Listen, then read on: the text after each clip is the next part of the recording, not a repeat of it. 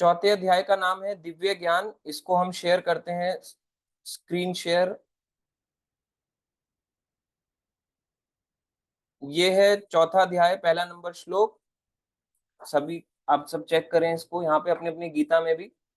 सबसे पहले ये भगवान कह रहे हैं, श्री भगवान उवाच। ये बहुत इंपॉर्टेंट श्लोक है। अभी तक जितने भी भगवत गीता के इंपॉर्टेंट श्लोकास हैं वो भी बताए, और ये भी बहुत इंपॉर्टेंट श्लोक है। भगवान कह रहे हैं, इमं विवस्वते योगम प्रोक्तवान अहम अव्ययम विवास्वान मन्वे प्राह मनु ईश्वा के अब्रवीत।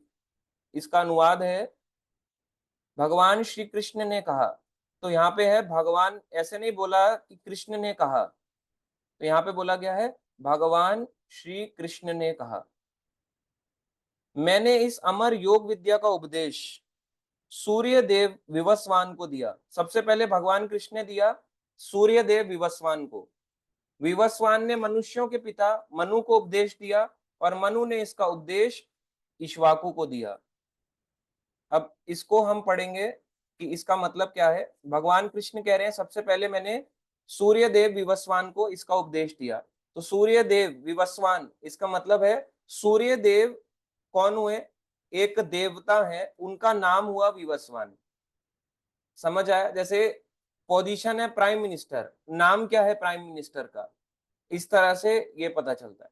प्रेसिडेंट हुए, प्रेसिडेंट का नाम क्या है, ये। तो ये जो सूर्य देव है ये एक पोजीशन है। विवस्वान वहां के जो सूर्य के राजा हैं, सूर्य देव के ग्रह के देवता हैं, उनका नाम है विवस्वान। तो भगवान कृष्ण ने सबसे पहले किसको बोला? सूर्य देव विवस्वान को। आगे बताया जाता है, विवस्वान ने किसको कहा? मनु। विवस्वान मनवे प्रहा, यानी विवस्वान ने मनु को उपदेश दिया, और मनु ने किसको दिया? इक्ष्वाकु को। इस तरह से पता चलता है ये परंपरा पूरी चली आई। तो आप जानते हैं भगवान राम कौन से वंशज में आए? इक्ष्वाकु वंश में। और भगवान राम क्या थे? सूर्यवंशी। कृष्ण थे चंद्रवंशी। तो ये सूर्यदेव विवस्वान को दिया, तो ये परंपरा चली आ रही थी। भगवान कृष्ण ने ही ये स्टार्ट किया। उनका पहला शिष्य कौन बना? सूर्यदेव विवस्वान। तो अर्जुन नहीं है उनके पहले शिष्य, सूर्यदेव विवस्वान से। देखा जाए तो भगवत गीता का ज्ञान अनादिकाल से है, मगर हम यहाँ पे देखते हैं भगवत गीता के अकॉर्डिंगली भगवान बता रहे हैं कि सूर्य देव से ये स्टार्ट किया गया, तब से ये चला आ रहा है। बताया जाता है, अगर एक अनुमान लगाए, अगर आप इसको पढ़ोगे तो इसमें बताते हैं 12 करोड़ साल पहले भगवान कृष्ण ने सूर्य देव को ये भगवत गीता का उपदेश दिया। अब आप सोचो, ये आज का नहीं है। भगवान कृष्ण और अर्जुन कब आए? द्वापर युग में। द्वापर युग, अभी कलयुग के 5000 साल बीते हैं, और अभी बताया जाता है कलयुग में होते हैं 4,32,000 साल। कितना? 4,32,000 ईयर्स। ये कलयुग का टाइम है। केवल 5000 साल बीते हैं। तो 4,32 में से 5,000 को अगर माइनस कर दो तो बचता है 4,27,000। ऐसे ही अभी केवल 5000 साल बीते हैं। तो इससे पहले क्या था? द्वापर युग। अभी तो आए हैं भगवान कृष्ण और अर्जुन। तो अगर कोई उस हिसाब से देखे तो कहेगा भगवत गीता तो अभी बोली गई है, 5000 साल पुराने। आपका जो रिलीजन है ये केवल अभी 6 सालों पुराना है। मगर अगर वैसे हम देखें, कोई भी रिलीजन आप देखो, अपने ग्रंथ देखो, किसी भी रिलीजन का ग्रंथ देखो जो आजकल रिलीजन चलते हैं। अगर आप जाएं क्रिश्चियनिज्म, अभी कौन सा साल चल रहा है? 2024। तो क्रिश्चियन को क्या बोलते हैं? अभी हम 2024 को 2024 एडी, एनो डोमिनी, यानी कि 2024 हो गए। जीसस क्राइस्ट के 2024 का साल चल रहा है। तो अभी उनके ग्रंथ को, जीसस क्राइस्ट को आए हुए केवल 2000 साल बीते हैं। अगर आप मुस्लिम यानी कि इस्लाम धर्म में जाएं, उनका चेक करें कुरान, तो करीब करीब ये अभी इसको हुए हैं 1400 से 1500 साल। मतलब ये क्रिश्चियनिज्म के भी बाद आया है इस्लाम। इनका जो ग्रंथ है बाइबल इतनी लेट आया है।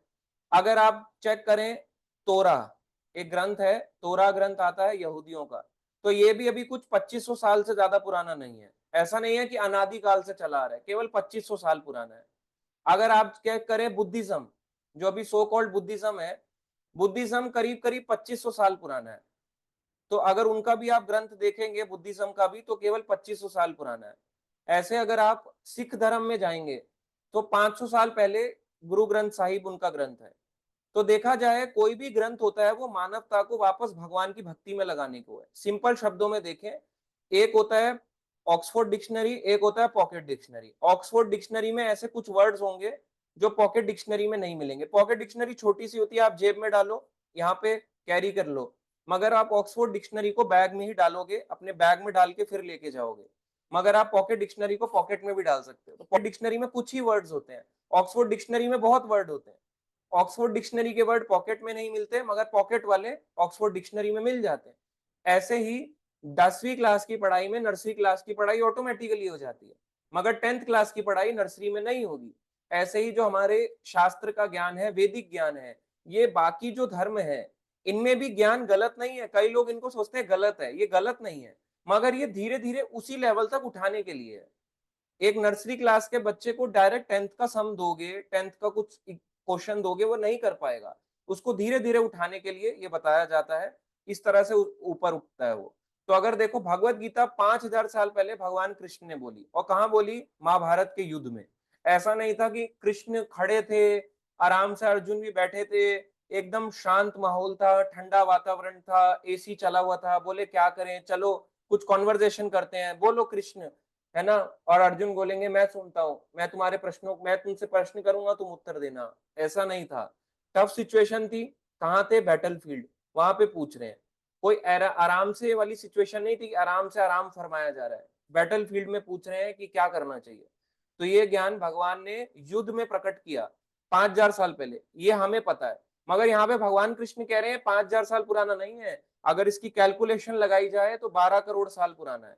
अब कई लोग डाउट करते हैं कि हमने प्रभु जी भागवतम पढ़ा है, भागवतम में बताया गया मनु जो थे वो ब्रह्मा जी के बेटे थे। अगर ब्रह्मा जी के बेटे थे, और सूर्य देव तो बहुत बाद में आए, ब्रह्मा संसार के पहले प्राणी हुए, भगवान कृष्ण से सबसे पहले आए ब्रह्मा, इस संसार के पहले जीव ब्रह्मा। ब्रह्मा जी के अलग अलग पुत्र हुए, चतुर, नारद, शिव जी, सब यानी कि रुद्र, ये सब ब्रह्मा जी के पुत्र हैं। ऐसे ही ब्रह्मा जी के पुत्र हुए मनु। तो वो जो मनु थे और इन ये वाले जो मनु है, इनमें क्या डिफरेंस है? सूर्य देव तो बाद में आए और वो मनु पहले आए, तो ये इनके शिष्य कैसे बन सकते हैं? इसमें समझने की बात है, आप इस कैलकुलेशन को ध्यान से समझें, ये बहुत ही इंपॉर्टेंट, मोस्ट इंपॉर्टेंट कैलकुलेशन है। आप इसको लिख सकते हैं अपने अपने एक सिंपल उसमें, नहीं तो लिख सकते तो आराम से सुन तो सकते ही हैं, ये कई बार मैंने बताया है। ये कैसे पता चलेगा? ब्रह्मा जी के 12 घंटे होते हैं, वो कितने बड़े हैं ये हमें लिखना है। ये होता है 12 घंटे 1000 चतुर्युग, आप समझे? 1000 चतुर्युग। मैं आपको कुछ स्क्रीन शेयर करके दिखाता हूँ, इसके बारे में आपको थोड़ा सा डिटेल और पता चलेगा, तो आप शायद बेटर जान पाएंगे। और किसी भक्त को अगर कुछ इसमें है डाउट, तो मैं आप सबको एक बार शेयर कर देता हूँ स्क्रीन पे।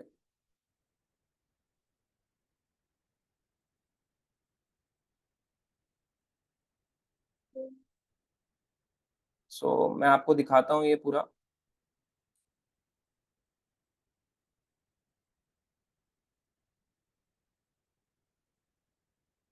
ठीक है, मैं आपको स्क्रीन शेयर कर रहा हूँ, आप इसको चेक करें। अगर आपको नहीं शो होता मुझे बताएं आप कि प्रभु जी मुझे दिख नहीं रहा है। सभी को विजिबल है ये? सभी भक्तों को विजिबल है स्क्रीन? स्क्रीन विजिबल है? यस, ठीक है, सभी यस लिख रहे हैं भक्त। ठीक है, तो ये है लाइफ ऑफ ब्रह्मा। आप इसको चाहिए होगा फोटो, मैं आपको भेज दूंगा। ये थोड़ा यहाँ पे क्लियर नहीं आ रहा है, बट ये क्लियर आ जाएगा आपके फोन में। तो आप ये देखो, ये इजी समझने के लिए है, ताकि बार बार की कंफ्यूजन एक क्लियर कंफ्यूजन आए, क्योंकि ये बार बार सेम चीज आपको आएगा और आपके मन में डाउट क्रिएट करेगा। तो ये है कलयुग, फिर आता है द्वापर युग। कलयुग कितने का है? आप नीचे देख सकते हैं, कलयुग है 4,32,000 साल, 4,32,000 ईयर्स। आप इंग्लिश में भी देख सकते हैं, आप सब मैथ्स में चैंपियंस हैं, आप सब देख सकते हैं। कलयुग का डबल है द्वापर युग, 8,64,000 ईयर्स। कलयुग का ट्रिपल है त्रेता युग, यानी कि 12,96,000 साल। यहाँ पे मिलियन में लिखा है, एक अमेरिकन कैलकुलेशन दिया है, पर आप इसको देख सकते हैं 12,96,000, यानी 12,96,000 ईयर्स। और कलयुग को अगर 4 गुना कर दें तो वो बनता है सतयुग। ये आएगा 17,28,000 ईयर्स, यानी 17,28,000 साल। कलयुग, द्वापर, त्रेता, सतयुग, ये टोटल कुल मिला के बनता है 43,20,000। यहाँ पे इंग्लिश में है 4.32 मिलियन ईयर्स। अगर कलयुग, द्वापर, त्रेता, सतयुग इन चारों को मिला दें तो ये बनता है एक, ये दिया युग लिखा है, ये दिव्य युग कहलाता है। तो ये बनता है 43,20,000 ईयर्स। इसको बोलते हैं एक दिव्य युग, यानी एक चतुर्युग। ये 4 युग हो गए, सतयुग, त्रेता, द्वापर, कलयुग, 4 युग हो गए। क्लियर है सबको? समझ में आ रहा है? इतना सबको समझ में आया? कलयुग का डबल द्वापर, कलयुग का ट्रिपल त्रेता युग, कलयुग का 4 गुना सतयुग, समझ में आया? और इन चारों की कैलकुलेशन को बोलते हैं चतुर्युग, यानी कि एक दिव्य युग। ठीक है, अब इसको हम आगे लेंगे। ठीक है, भक्तों को क्लियर हो रहा है? इसको हम आगे बताएंगे अब।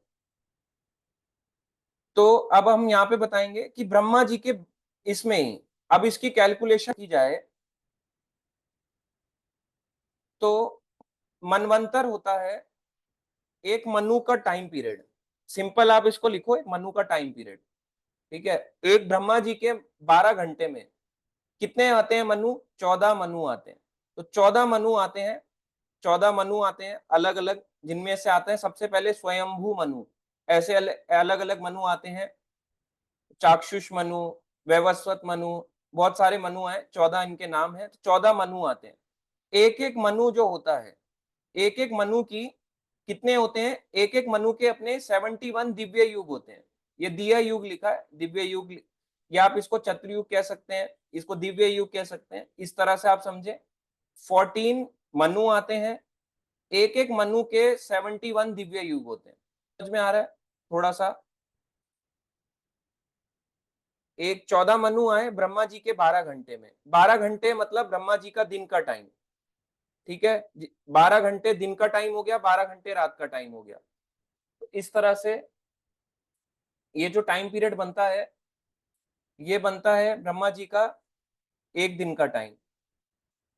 यानी कि ब्रह्मा जी का 12 घंटे हुए, 14 मनु, जिसमें 14 मनु आए, एक एक मनु के 71 दिव्य युग है। यानी कि अगर एक अप्रोक्स कैलकुलेशन लगाओ, अगर 71 यानी 71 को आप 14 से मल्टीप्लाई करो, कितना आ रहा है? कौन है मैथमेटिशियन अच्छे से जो इसको कैलकुलेट कर पाएगा, जिनके अच्छे मार्क्स आए हो बोर्ड एग्जाम्स में? आप इसको मल्टीप्लाई करो और मुझे बताएं, कोई हैंड रेस करके, कितना आ रहा है? 71 इंटू 14। हनुमान प्रजापति प्रभु जी बताएंगे 238 प्रभु जी। कितना आ रहा है? 238 आ रहा 71 है मेरा इंटू तो। 14। दोबारा से करें कैलकुलेशन। 71 हाँ 14। हाँ 71 प्रभु जी। हाँ जी, मैं 71। अच्छा मैं प्रभु जी 994 आ रहा है, नाइन नाइन अब फोर देखते यस हैं। प्रभु जी।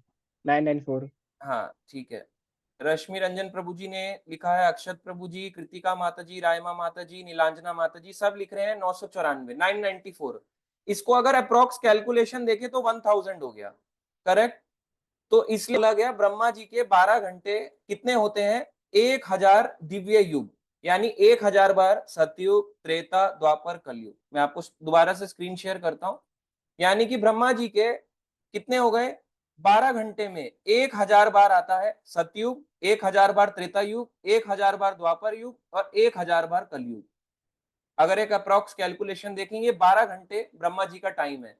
इस 12 घंटे को कहते हैं एक कल्प, एक कल्प कहते हैं। और रात्रि के समय को कहते हैं प्रलय। यानी 12 घंटे जब ब्रह्मा जी उठे होते हैं उसको कहते हैं कल्प, यानी दिन का समय। और ब्रह्मा जी जब रात को सो जाते हैं उसको कहते हैं प्रलय। तो वो नाइट कहलाती है। जैसे कल्प मतलब डे हो गया, और प्रलय मतलब नाइट। तो कल्प कितना बड़ा है देखो, अगर आप देखो तो 1000 चतुर्युग, इतना ज्यादा है, बहुत बड़ा टाइम है। ऐसे ही ब्रह्मा जी का हमने निकाला एक दिन, एक दिन और एक रात, जो मिलके कंप्लीट वन डे बना। ऐसे ही ब्रह्मा जी का एक हफ्ता, ऐसे ही ब्रह्मा जी का एक साल, ऐसे ही 100 साल। उस हिसाब से देखो कितना बड़ा ब्रह्मा जी की आयु है। तो जो 14 मनु आए ब्रह्मा जी के 12 घंटे में, पहले मनु आते हैं स्वयंभू मनु, तो वो ब्रह्मा जी के पुत्र कहलाए। और जो 7वें मनु आते हैं ये ब्रह्मा जी के पुत्र नहीं है, ये बाद में आते हैं। इस तरह से हमें कई बार हम कंफ्यूज हो जाते हैं कि प्रभु जी मनु तो दो आए, वो मनु अलग थे, ये मनु अलग थे। अलग अलग मनु आते हैं, 14 मनु है, इसलिए लीलाओं में भी डिफरेंस आता है। कोई लीला आप सुनोगे प्रभु जी ये वाली तो हमने सुनी नहीं, ये वाली पढ़ी नहीं, ऐसा क्यों हो रहा है? क्योंकि ब्रह्मा जी के हर दिन में अलग लीला हो रही है, अलग अलग मनु आ रहे हैं, 14 तो मनु ही आ रहे हैं। फिर उनकी साइकिल कितनी लंबी लंबी है, उस हिसाब से देखो तो कितनी सारी भगवान की लीलाएं हैं। इस तरह से भगवान की लीलाएं चलती रहती है। तो भगवान कृष्ण ने सबसे पहले सूर्य देव विवस्वान को ही भगवत गीता का ज्ञान दिया। 12 करोड़ साल पहले, एक अप्रोक्स कैलकुलेशन निकाली जाए तो 12 करोड़ साल पहले है। ये कोई सनातन धर्म आज का ज्ञान नहीं है जो हम आज ये भगवत गीता पढ़ रहे हैं, ये तब से चली आ रही है। सोचो, वैसे अनादिकाल से है मगर तब से चली आ रही है ये, गुरु परंपरा के माध्यम से। उन्होंने अपने आगे दिया मनु को, मनु ने आगे दिया इक्ष्वाकु को, इक्ष्वाकु के आगे ये चलती आ रही थी। यानी कि भगवान राम के समय त्रेता युग में भी ये जो आप देखते हैं भगवत गीता ये थी। तो कई बार लोग कहते हैं कि राम पहले आए या कृष्ण पहले आए, इससे पता चलता है कि कृष्ण पहले से ही थे, क्योंकि राम के समय में भी ये भगवत गीता थी। इसका मतलब ये बहुत समय से पहले से चल रही है। अभी हम जानेंगे कैसे इसकी शुरुआत हुई, आगे थोड़ा बढ़ेंगे। तो यहाँ पे बताया गया गुरु परंपरा का महत्व इस तरह से चली आ रही थी। अब भगवान कृष्ण आगे बता रहे हैं भगवत गीता में ही, वापस स्क्रीन शेयर करते हैं। तो आई होप सबको क्लियर हो। यहाँ पे ये पहला श्लोक, आप इसके तात्पर्य को पढ़ेंगे, कोई डाउट आएगा तो पूछ सकते हैं।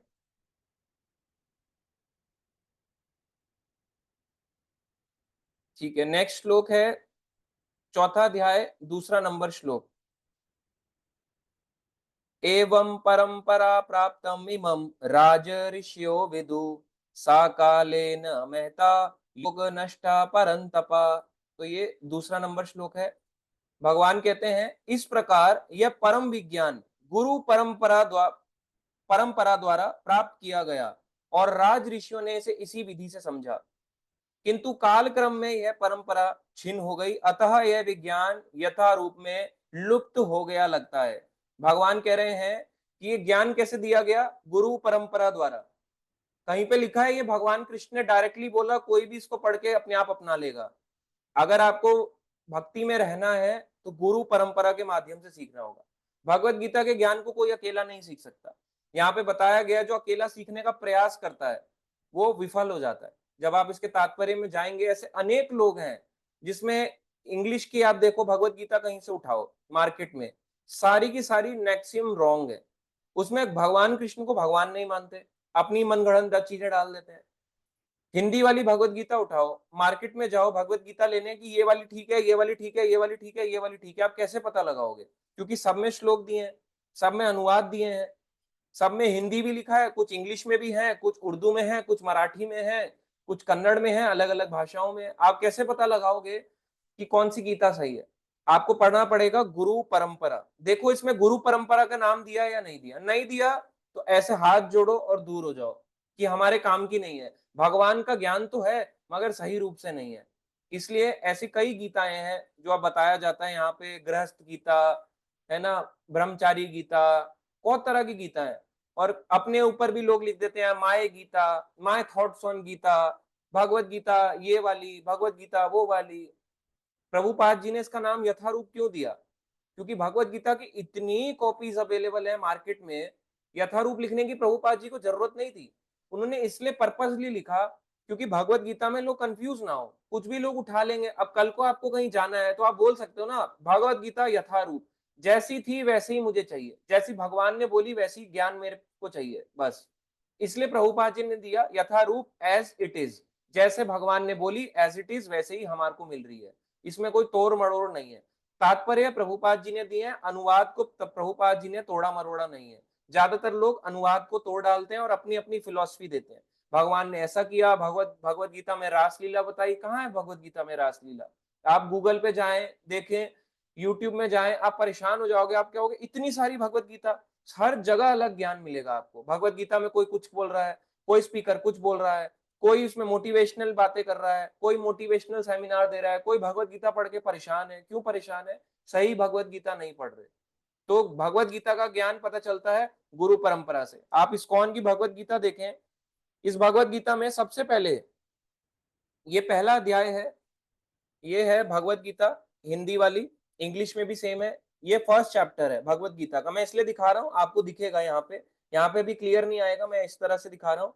ये पहला अध्याय है और ये यहाँ पे दिया है गुरु परंपरा। इससे पता चलता है कि आपकी भगवत गीता या जो ग्रंथ आप पढ़ रहे हैं ये वैलिड है कि नहीं है। तो प्रभुपाद जी ने इस तरह से ये वैलिड निकाला है, ये वैलिड है, ये गुरु शिक्षा परंपरा है कि किस तरह से ये चीज आगे बढ़ रही है। इस तरह से हम जब इसको पढ़ेंगे तो ये सही रूप से समझ आएगा, नहीं तो हमें क्लियर ही नहीं होगा कभी कि चल क्या रहा है। और अगर हम इतना कंफ्यूज हो जाएंगे तो क्या होता है, संशय डाउट्स इतने क्रिएट हो जाएंगे, आप कहोगे भक्ति करना ही बेकार है, छोड़ दो, भक्ति में कुछ नहीं रखा। इसलिए अगर सही रूप से पढ़ना है, ज्ञान लेना है, तो गुरु परंपरा से ज्ञान लेना चाहिए। इसे कहते हैं सिस्टम, एक सीखने का वे। अगर कहीं हम ऐसी संस्था में जुड़ जाएं जहां केवल नाच गाना हो रहा है और केवल भक्ति के नाम पे और कुछ नहीं होता, केवल डांस डीजे यही सब चलता है, राधे राधे होता है, डांडिया होती हैं, तो वो सही नहीं है। देखा जाए ये भगवत गीता का ज्ञान नहीं है। भगवत गीता का ज्ञान बहुत गहरा है, कॉन्फिडेंशियल नॉलेज है ये हर किसी को इतनी इजीली नहीं मिलेगी। आप बैंक जाते हो, अपना ही पैसा निकालने के लिए कई बार कितना कष्ट आता है, हर चीज अपने ही घर को बनाने में कितना कष्ट आता है, और अपने बारे में आत्मा का ज्ञान लेना है और आप सोचोगे बहुत आसान यूं मिल जाए, कैसे मिल जाएगा? आपको थोड़ा सा तो मेहनत करनी पड़ेगी, यूं नहीं करना पाए, ऐसे नहीं होगा कि चुटकी बजाया और हो गया, या अलादीन का चिराग है ऐसा करा तो अलादीन प्रकट हो जाएगा, आपकी इच्छाएं पूरी करेगा।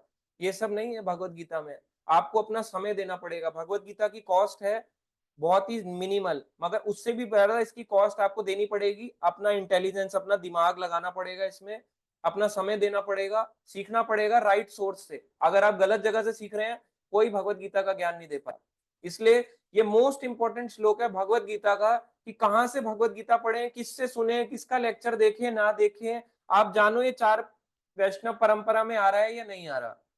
ऐसे ही किसी का यूट्यूब उठाया, बोले इनका सुनते हैं, ये वाले महाराज जी राधा राधा करते हैं, वो वाले बड़े अच्छे बोलते हैं, मत सुनो, अपना कान बंद कर लो और क्लोज कर दो। वो भयंकर है, अगर आप उनको सुनोगे वो उसी तरह से है जैसे सांप, जैसे दूध होता है ना, सांप उस दूध में ऐसे करके खींच लेगा तो वो जहरीला हो जाएगा दूध। अब आप उसको पियोगे तो उससे या तो क्या होगा, मर जाएंगे, या हमारे अंदर के हिस्से खराब हो जाएंगे, इंटरनल बॉडी खराब होगी, डैमेज होगी। ऐसी अगर आप भगवत गीता गलत रूप से पढ़ लोगे गलत जगह से, जितना फायदा होना था उससे नुकसान हो जाएगा। इसलिए ऐसी चीज नहीं पढ़नी चाहिए। इसलिए भगवत गीता गुरु परंपरा से ही प्राप्त हो सकती है। आगे हम चलेंगे, तीसरा नंबर श्लोक। तो ये मोस्ट इंपॉर्टेंट श्लोक है, सबको याद होना चाहिए। पहला वाला दूसरा, पहला और दूसरा श्लोक, दूसरा वाला तो मोस्ट इंपॉर्टेंट। अगर आपको ये नहीं याद, कोई भी आपको मार्केट में चीट कर सकता है, मैं गारंटी देता हूं। मार्केट क्या, आप वृंदावन चले जाओ, कहीं भी चले जाओ, आपको वर्ल्ड में कोई भी कहीं पे भी चीट कर सकता है अगर आपको ये दूसरा श्लोक नहीं आता तो। ये है भगवत गीता का तीसरा नंबर श्लोक। यहाँ भगवान कह रहे हैं, सा एव अयम मया ते अद्य योग प्रोक्ता पुरातना भक्ता असि मे सखा चा इति रहस्यम ही एतत् उत्तमम। आज मेरे द्वारा वही यह प्राचीन योग यानी परमेश्वर के साथ अपने संबंध का विज्ञान तुमसे कहा जा रहा है, क्योंकि तुम मेरे भक्त तथा मित्र हो, अतः तुम इस विज्ञान के दिव्य रहस्य को समझ सकते हो। भगवान क्या कह रहे हैं, कौन समझ सकता है इस रहस्य को? क्योंकि तुम मेरे भक्त तथा मित्र हो, फ्रेंड भी हो और मेरे भक्त भी हो, अतः तुम इस विज्ञान के दिव्य रहस्य को समझ सकते हो। और कोई नहीं समझेगा इस दिव्य रहस्य को। ये जो भगवान बता रहे हैं ना भगवत गीता, हर किसी के बस में नहीं है। आप सोचोगे ये भी सीख जाएगा, ये भी सीख जाएंगे, जो दूसरे हैं हमारे फ्रेंड भी सीख जाएंगे, नहीं सीखेंगे। भगवत गीता देखते पढ़ते आपको अपनी फैमिली में, अपने आसपास सराउंडिंग में बहुत लोग मिलेंगे जो बोलेंगे हमने भी पढ़ रखी है गीता, मगर समझ नहीं आएगा। भगवत गीता की पहली क्वालिफिकेशन है भक्त बनना। अगर आप भक्त नहीं हो, आपका मन असुरिक है, यानी आप भगवान से द्वेष करते हो, भगवत गीता हमारे को समझ नहीं आएगी। जो भगवान से ही द्वेष करता है उसको भगवान के उपदेश कैसे समझ आएंगे? एक एग्जाम्पल लेते हैं, अगर आप मेरे से द्वेष करते हो, आपको मेरी बात अच्छी नहीं लगेगी, सिंपल है। आप मेरे से द्वेष करते हो, आप बोलोगे प्रभु जी मुझे आप ही नहीं पसंद हो, मैं आप पे बिलीव ही नहीं करता हूं, जब आप मेरे पे बिलीव ही नहीं, मैं कुछ भी बोलूंगा आपको झूठ लगेगा। ऐसे ही भगवान पे विश्वास नहीं करते, वो भगवान के कितने मर्जी श्लोक सुन लें, जितने मर्जी यूट्यूब वीडियो देख लें, उनको भगवत गीता समझ में नहीं आने वाली। पहला इसका है भक्त होना। अगर आप भक्त नहीं हो, भक्त शुद्ध भक्त की बात नहीं हो रही है, भगवान पे श्रद्धा रखना। अगर ये श्रद्धा नहीं है, बिना श्रद्धा के कोई ज्ञान नहीं आता। और ज्यादातर अगर आप देखेंगे मार्केट में, जब आप भगवत गीता लेने जाते हैं, आप देखो चाहे रेलवे स्टेशन, एयरपोर्ट आप जाओ, चाहे बस अड्डे जिसे बस स्टॉप कहते हैं, इंटरस्टेट बस टर्मिनल, आईएसबीटीज होते हैं, या आप कहीं पे भी जाएं, आप किसी दूसरी कंट्री में ट्रैवल कर लें, स्टेट ट्रैवल कर लें, कहीं पे भी चले जाओ, किसी मंदिर चले जाओ, आउटसाइड इस्कॉन के बाहर एक बार जाके देखो, आपको पता चलेगा कहीं पे भी प्रचार नहीं है। आप देखो कितनी जगह पे भगवान की गीता, भगवत गीता, ये सब चीजें बांटी जा रही हैं। आज के समय में आप कहीं पे कितने भी मंदिर चले जाओ, ये मेरा पर्सनल एक्सपीरियंस है, आप सबका भी रहा होगा, कहीं पे भी बुक किताबों को जोर नहीं दिया जाता। आप वृंदावन जाओ, दर्शते रहो, प्रणाम करते रहो, दंडवत दंडवत, इसकी धूली उसकी धूली, आपकी चरण धूली, आपकी ब्रज रज। आप उनको देखो, कितने लोगों ने इन ज्ञान को पढ़ा, सिंपल सा है। मैक्सिमम लोग भगवान को भगवान नहीं मानते। और बताओ आप, तो भगवत गीता कहां से? जब भगवत गीता ही नहीं पढ़ी, किसकी धूली और किसका क्या कर लोगे? आप धूली लेके सर पे डाल लो, कुछ होने वाला है? कुछ नहीं होने वाला। तो असली धूली का मतलब है इंस्ट्रक्शन। इंस्ट्रक्शन समझ में आए या नहीं आए, इंस्ट्रक्शन ग्रहण किए या नहीं किए। लोग सब कुछ लेते हैं मगर इंस्ट्रक्शन नहीं सीखना चाहते। तो देखो आप कहीं पे भी आउटसाइड इस्कॉन, कई बार लोग कहते हैं ना इस्कॉन में बहुत प्रॉब्लम है, बिल्कुल है। हर भक्त एक जैसा नहीं हो सकता, ये बात ट्रुथ है। आप अगर, एक सर्कल है बहुत बड़ा, ठीक है, आपने रेसिंग देखी होगी, रेस करते हैं, रेस में आपने देखा होगा एक 100 मीटर का ट्रैक होता है, एक ऐसा होता है ट्रैक, ऐसा सर्कल होता है, एक पास से दौड़ लगाता है, एक थोड़ा दूर से दौड़ लगाता है, तीसरा और दूर से लगाता है, चौथा और दूर से, उनमें डिस्टेंस भी बटे होते हैं, लास्ट वाला और दूर से लगाता है, मगर सबको डिस्टेंस 100 मीटर ही भागना होता है। देखा आपने कभी रेसिंग वाला कि 100 मीटर दौड़ लगाते हैं सब? अगर जो अंडर वाले सर्कल में भाग रहा होगा और एक बाहर वाले सर्कल में भाग रहा होगा, मान लो पूरा राउंड ले रहा है वो, अंदर वाले को कितना राउंड लेना है? छोटा। बाहर वाले को कितना राउंड लेना है? बड़ा। अंदर आने में कितना टाइम लगा उसको? जब वो बाहर का दौड़ते दौड़ते दौड़ते दौड़ते दौड़ते दौड़ते आया तो अंदर आया। अब जो अंदर भाग रहा है और जो बाहर भाग रहा है, दोनों की दृष्टि अलग होगी। इसको ये नहीं समझ आएगा कि अंदर कितनी दौड़ लगानी है, और अंदर वाला बाहर वाले की जानता है कि इसकी दौड़ अभी लंबी है, इसलिए दोनों की थिंकिंग की मैच नहीं होती। ये ट्रुथ है। एक अंदर के सर्कल में दौड़ रहा है, एक बाहर सर्कल में दौड़ रहा है, कैसे मैच करेगा? नहीं हो सकता। और एक एग्जांपल दें आपको, समझ आया आपको इससे?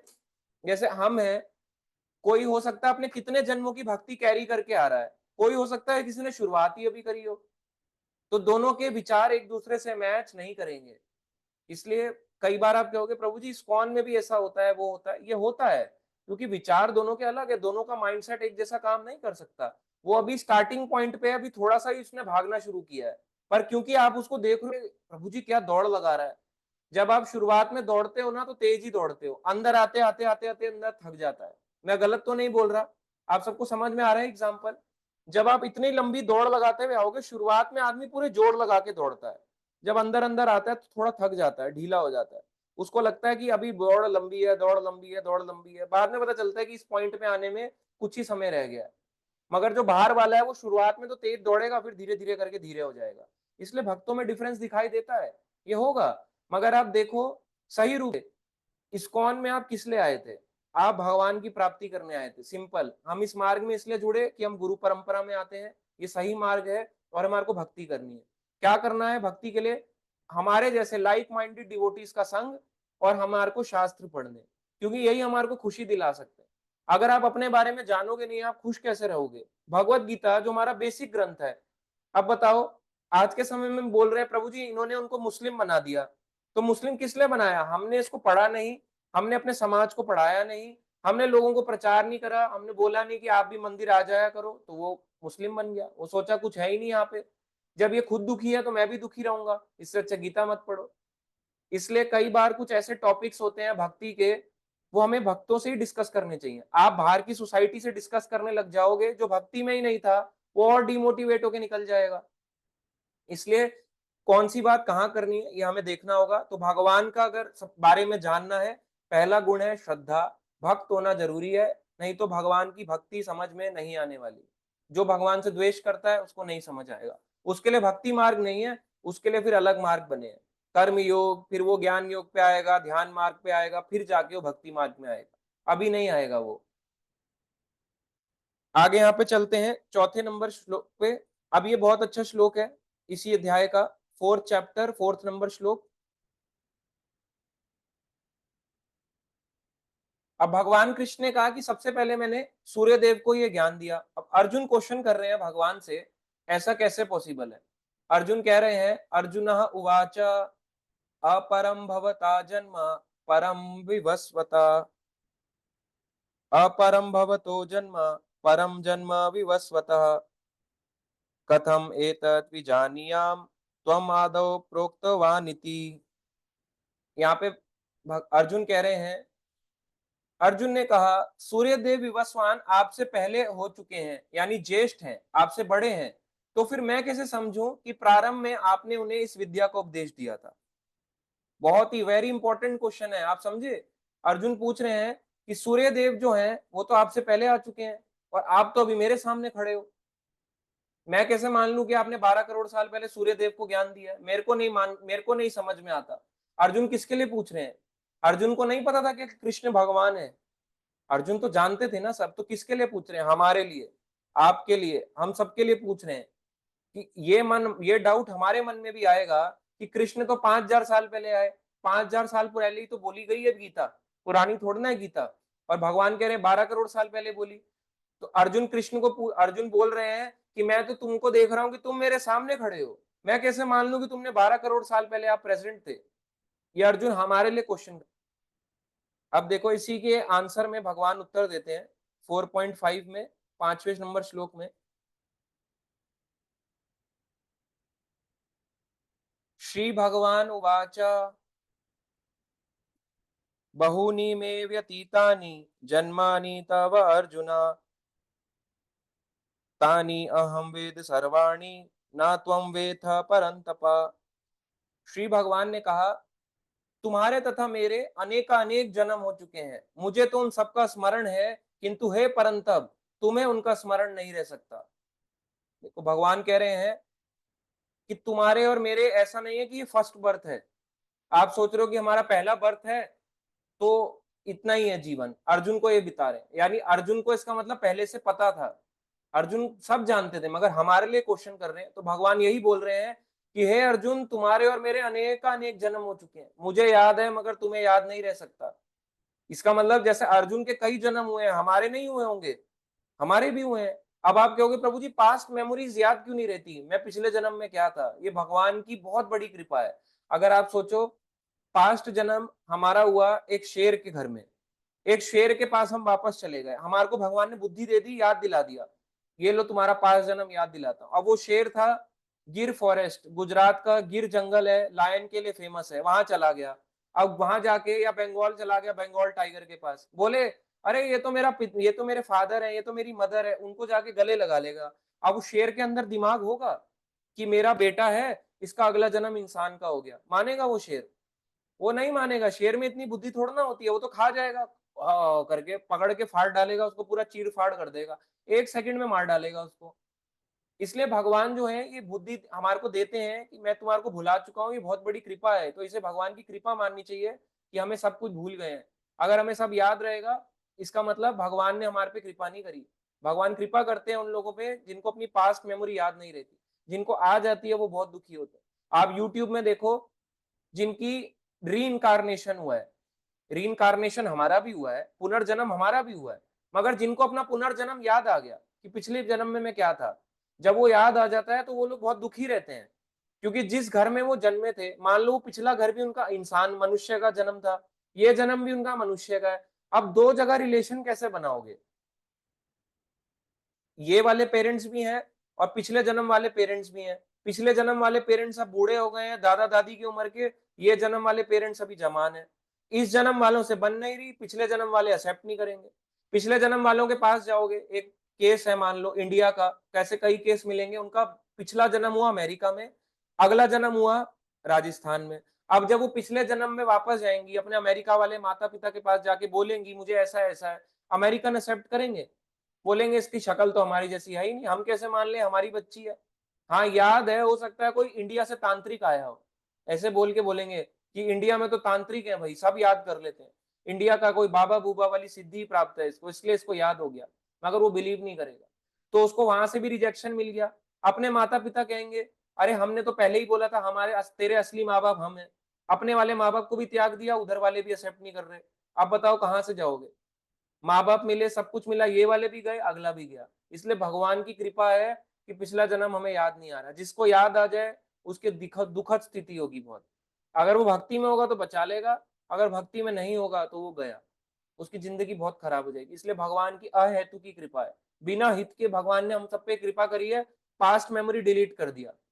नहीं तो अगर आपकी पास्ट मेमोरी याद आ जाए, किसी जन्म की पास्ट मेमोरी याद आ जाए, एक लड़का है उसको कई सारी, जैसे वो अपनी गर्लफ्रेंड बनाता है, उसने इतनी मुश्किल से उस मेमोरीज को भुलाया, इतनी मेमोरीज को भुलाने के बाद उसने क्या किया, ड्रिंक करा, स्मोक करा, उसके बाद वो दोस्तों के साथ घूमा, दोस्तों के साथ घूमने के बाद पब्स गया, डांस किया, नॉन वेज खाया, कुछ ना कुछ नशा किया, और उसके दिमाग से उसने उसको भुलाया।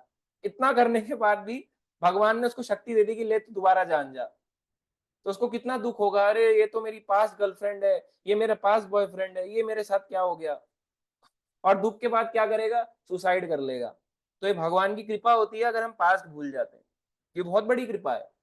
अब हम पिछला जन्म जानना चाहते हैं, यहाँ पे प्रभुपाद जी कहते हैं आप अपना कुछ टाइम पहले का नहीं बता सकते। बता सकते हो मैं 6 घंटे पहले क्या कर रहा था, चलो आज का तो बता दोगे।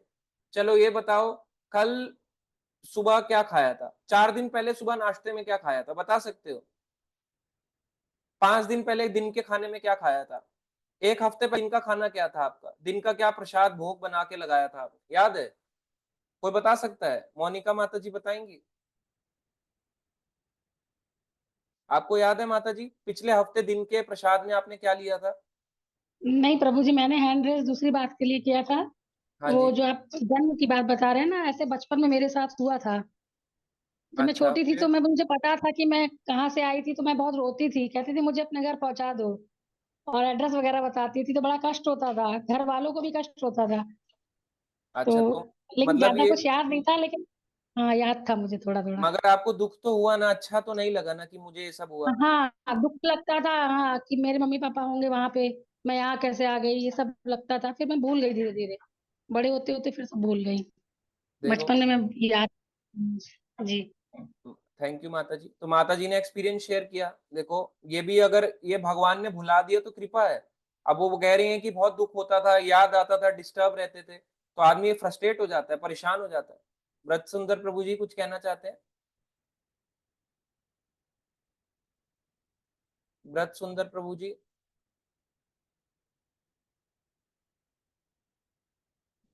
अनम्यूट करना पड़ेगा प्रभु जी आपको। हनुमान प्रभु जी। हरे कृष्ण प्रभु जी। हाँ प्रभु जी। जी, प्रभु जी प्रभु मेरे साथ भी जी, मतलब जब मैं हरे 2 साल कृष्णा। का था। हाँ हाँ हाँ। प्रभु जी आप बोलिए, आप बोलिए प्रभु जी, आप बोलिए। हेलो, हाँ जी प्रभु जी, हरे कृष्णा। आवाज आ रही है मेरी? आ रही है प्रभु जी, आ रही मेरी आवाज आ रही है प्रभु? हाँ। जो 12 करोड़ साल पहले भगवान ने सूर्यदेव को दिया था भगवत गीता का ज्ञान, तो ये तो इसी मनु में हुआ होगा, राइट? अभी व्यवस्थित मनु में हुआ होगा। बट हमने जो सुना है कि भगवान एक ही बार, कृष्ण एक ही बार आते हैं ब्रह्मा के एक कल्प में, राइट? तो हाँ उस जी। टाइम क्या विष्णु विष्णु बताए थे क्या? विष्णु जी ने भगवत गीता का ज्ञान दिया था? अच्छा, तो ये बोल रहे हैं प्रभु जी, ये हम क्वेश्चन एंड में लेंगे, ये अच्छा क्वेश्चन है पर एंड में लेंगे इसको प्रभु जी हम्म, ना, ठीक है, ठीक। इसको नहीं है ना। ठीक है, तो ये वाला क्वेश्चन हम सेव कर लेते हैं, आप सबने सुन लिया। तो हनुमान प्रजापति प्रभु जी कुछ बताना चाहते हैं, कुछ एक्सपीरियंस? हाँ प्रभु जी, मेरे साथ भी प्रभु जी ऐसा हुआ था। जब मैं 2 साल का था तो मुझे भी ऐसी मेमोरीज याद आती थी। और मुझे याद आता था कि मेरी मृत्यु हुई थी, मतलब गन से हुई थी, मतलब पिस्तौल से। गन तो से? हाँ प्रभु जी, तो ऐसा मुझे याद आता था पहले कि कोई किसी ने मुझे मार दिया था। तो ऐसा आया था। और एक बार प्रभु जी मुझे सपना भी आया था ऐसा, कि मतलब मैं अपने ही घर में मतलब मर गया था, ऐसा।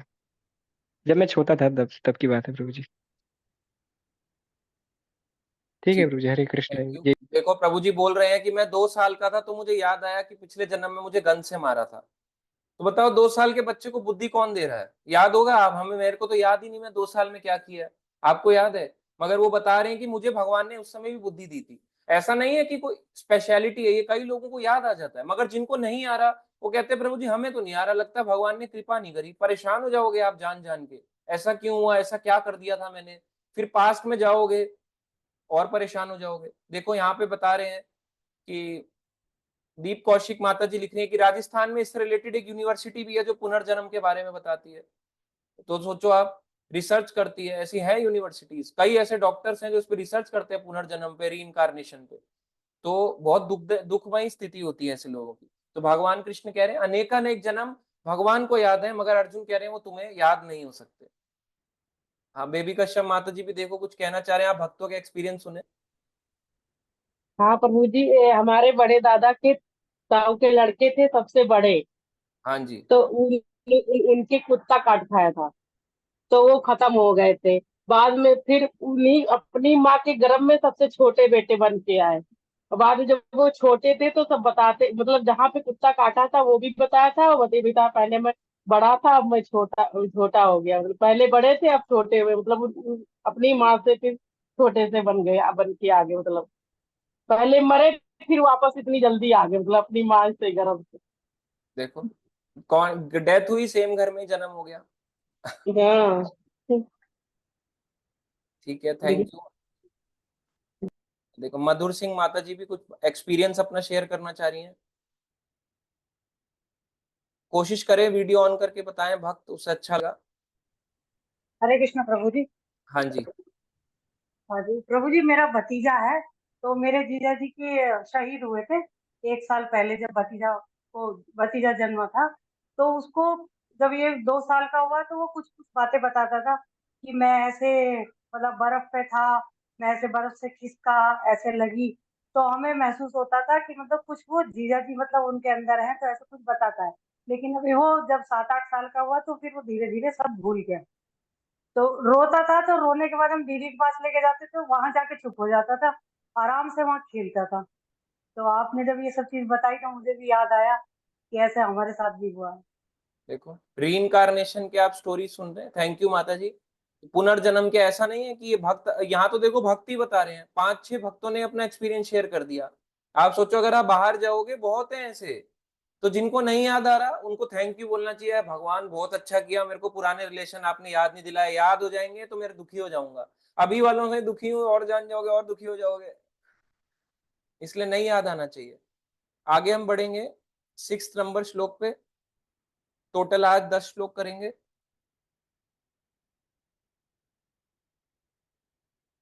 तो छठा नंबर श्लोक है, अजा अपि सन अव्यय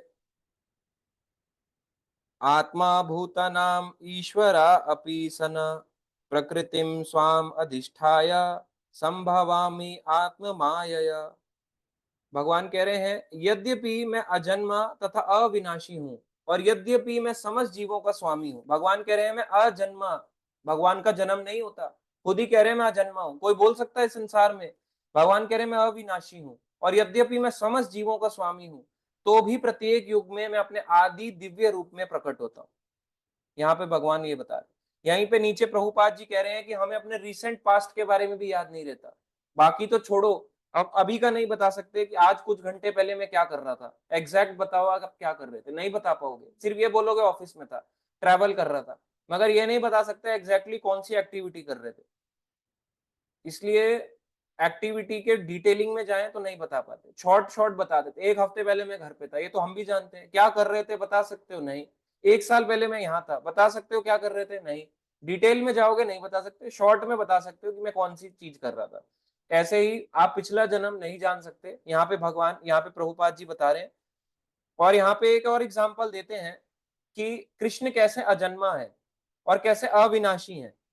देखो अगर आप महाभारत का युद्ध देखो, महाभारत के युद्ध में कृष्ण के पुत्र भी थे, कृष्ण के पौत्र यानी यानी पोते भी थे, अपने पुत्र भी हैं और पोते भी हैं। पौत्र जिसे कहते हैं, पौत्र पुत्र मतलब पुत्र यानी कि बेटा, जिसे हिंदी में बेटा कहते हैं, लड़का सन कहते हैं, और पौत्र मतलब ग्रैंड सन यानी पोता। तो कृष्ण के इतने सारे वंशज लड़ाई कर रहे हैं और कृष्ण खुद भी हैं और अर्जुन को उपदेश दे रहे हैं।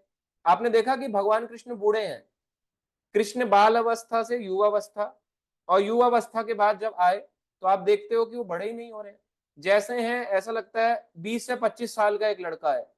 लगेगा आपको कि कृष्ण बूढ़े हैं, इतने एजिड हो चुके हैं, उनके ग्रैंड सन अपने पोते भी लड़ाई करने आए हुए हैं कृष्ण, ये महाभारत का युद्ध लड़ने। देखो आप क्या होगे, कौन से पोतों की बात हो रही है।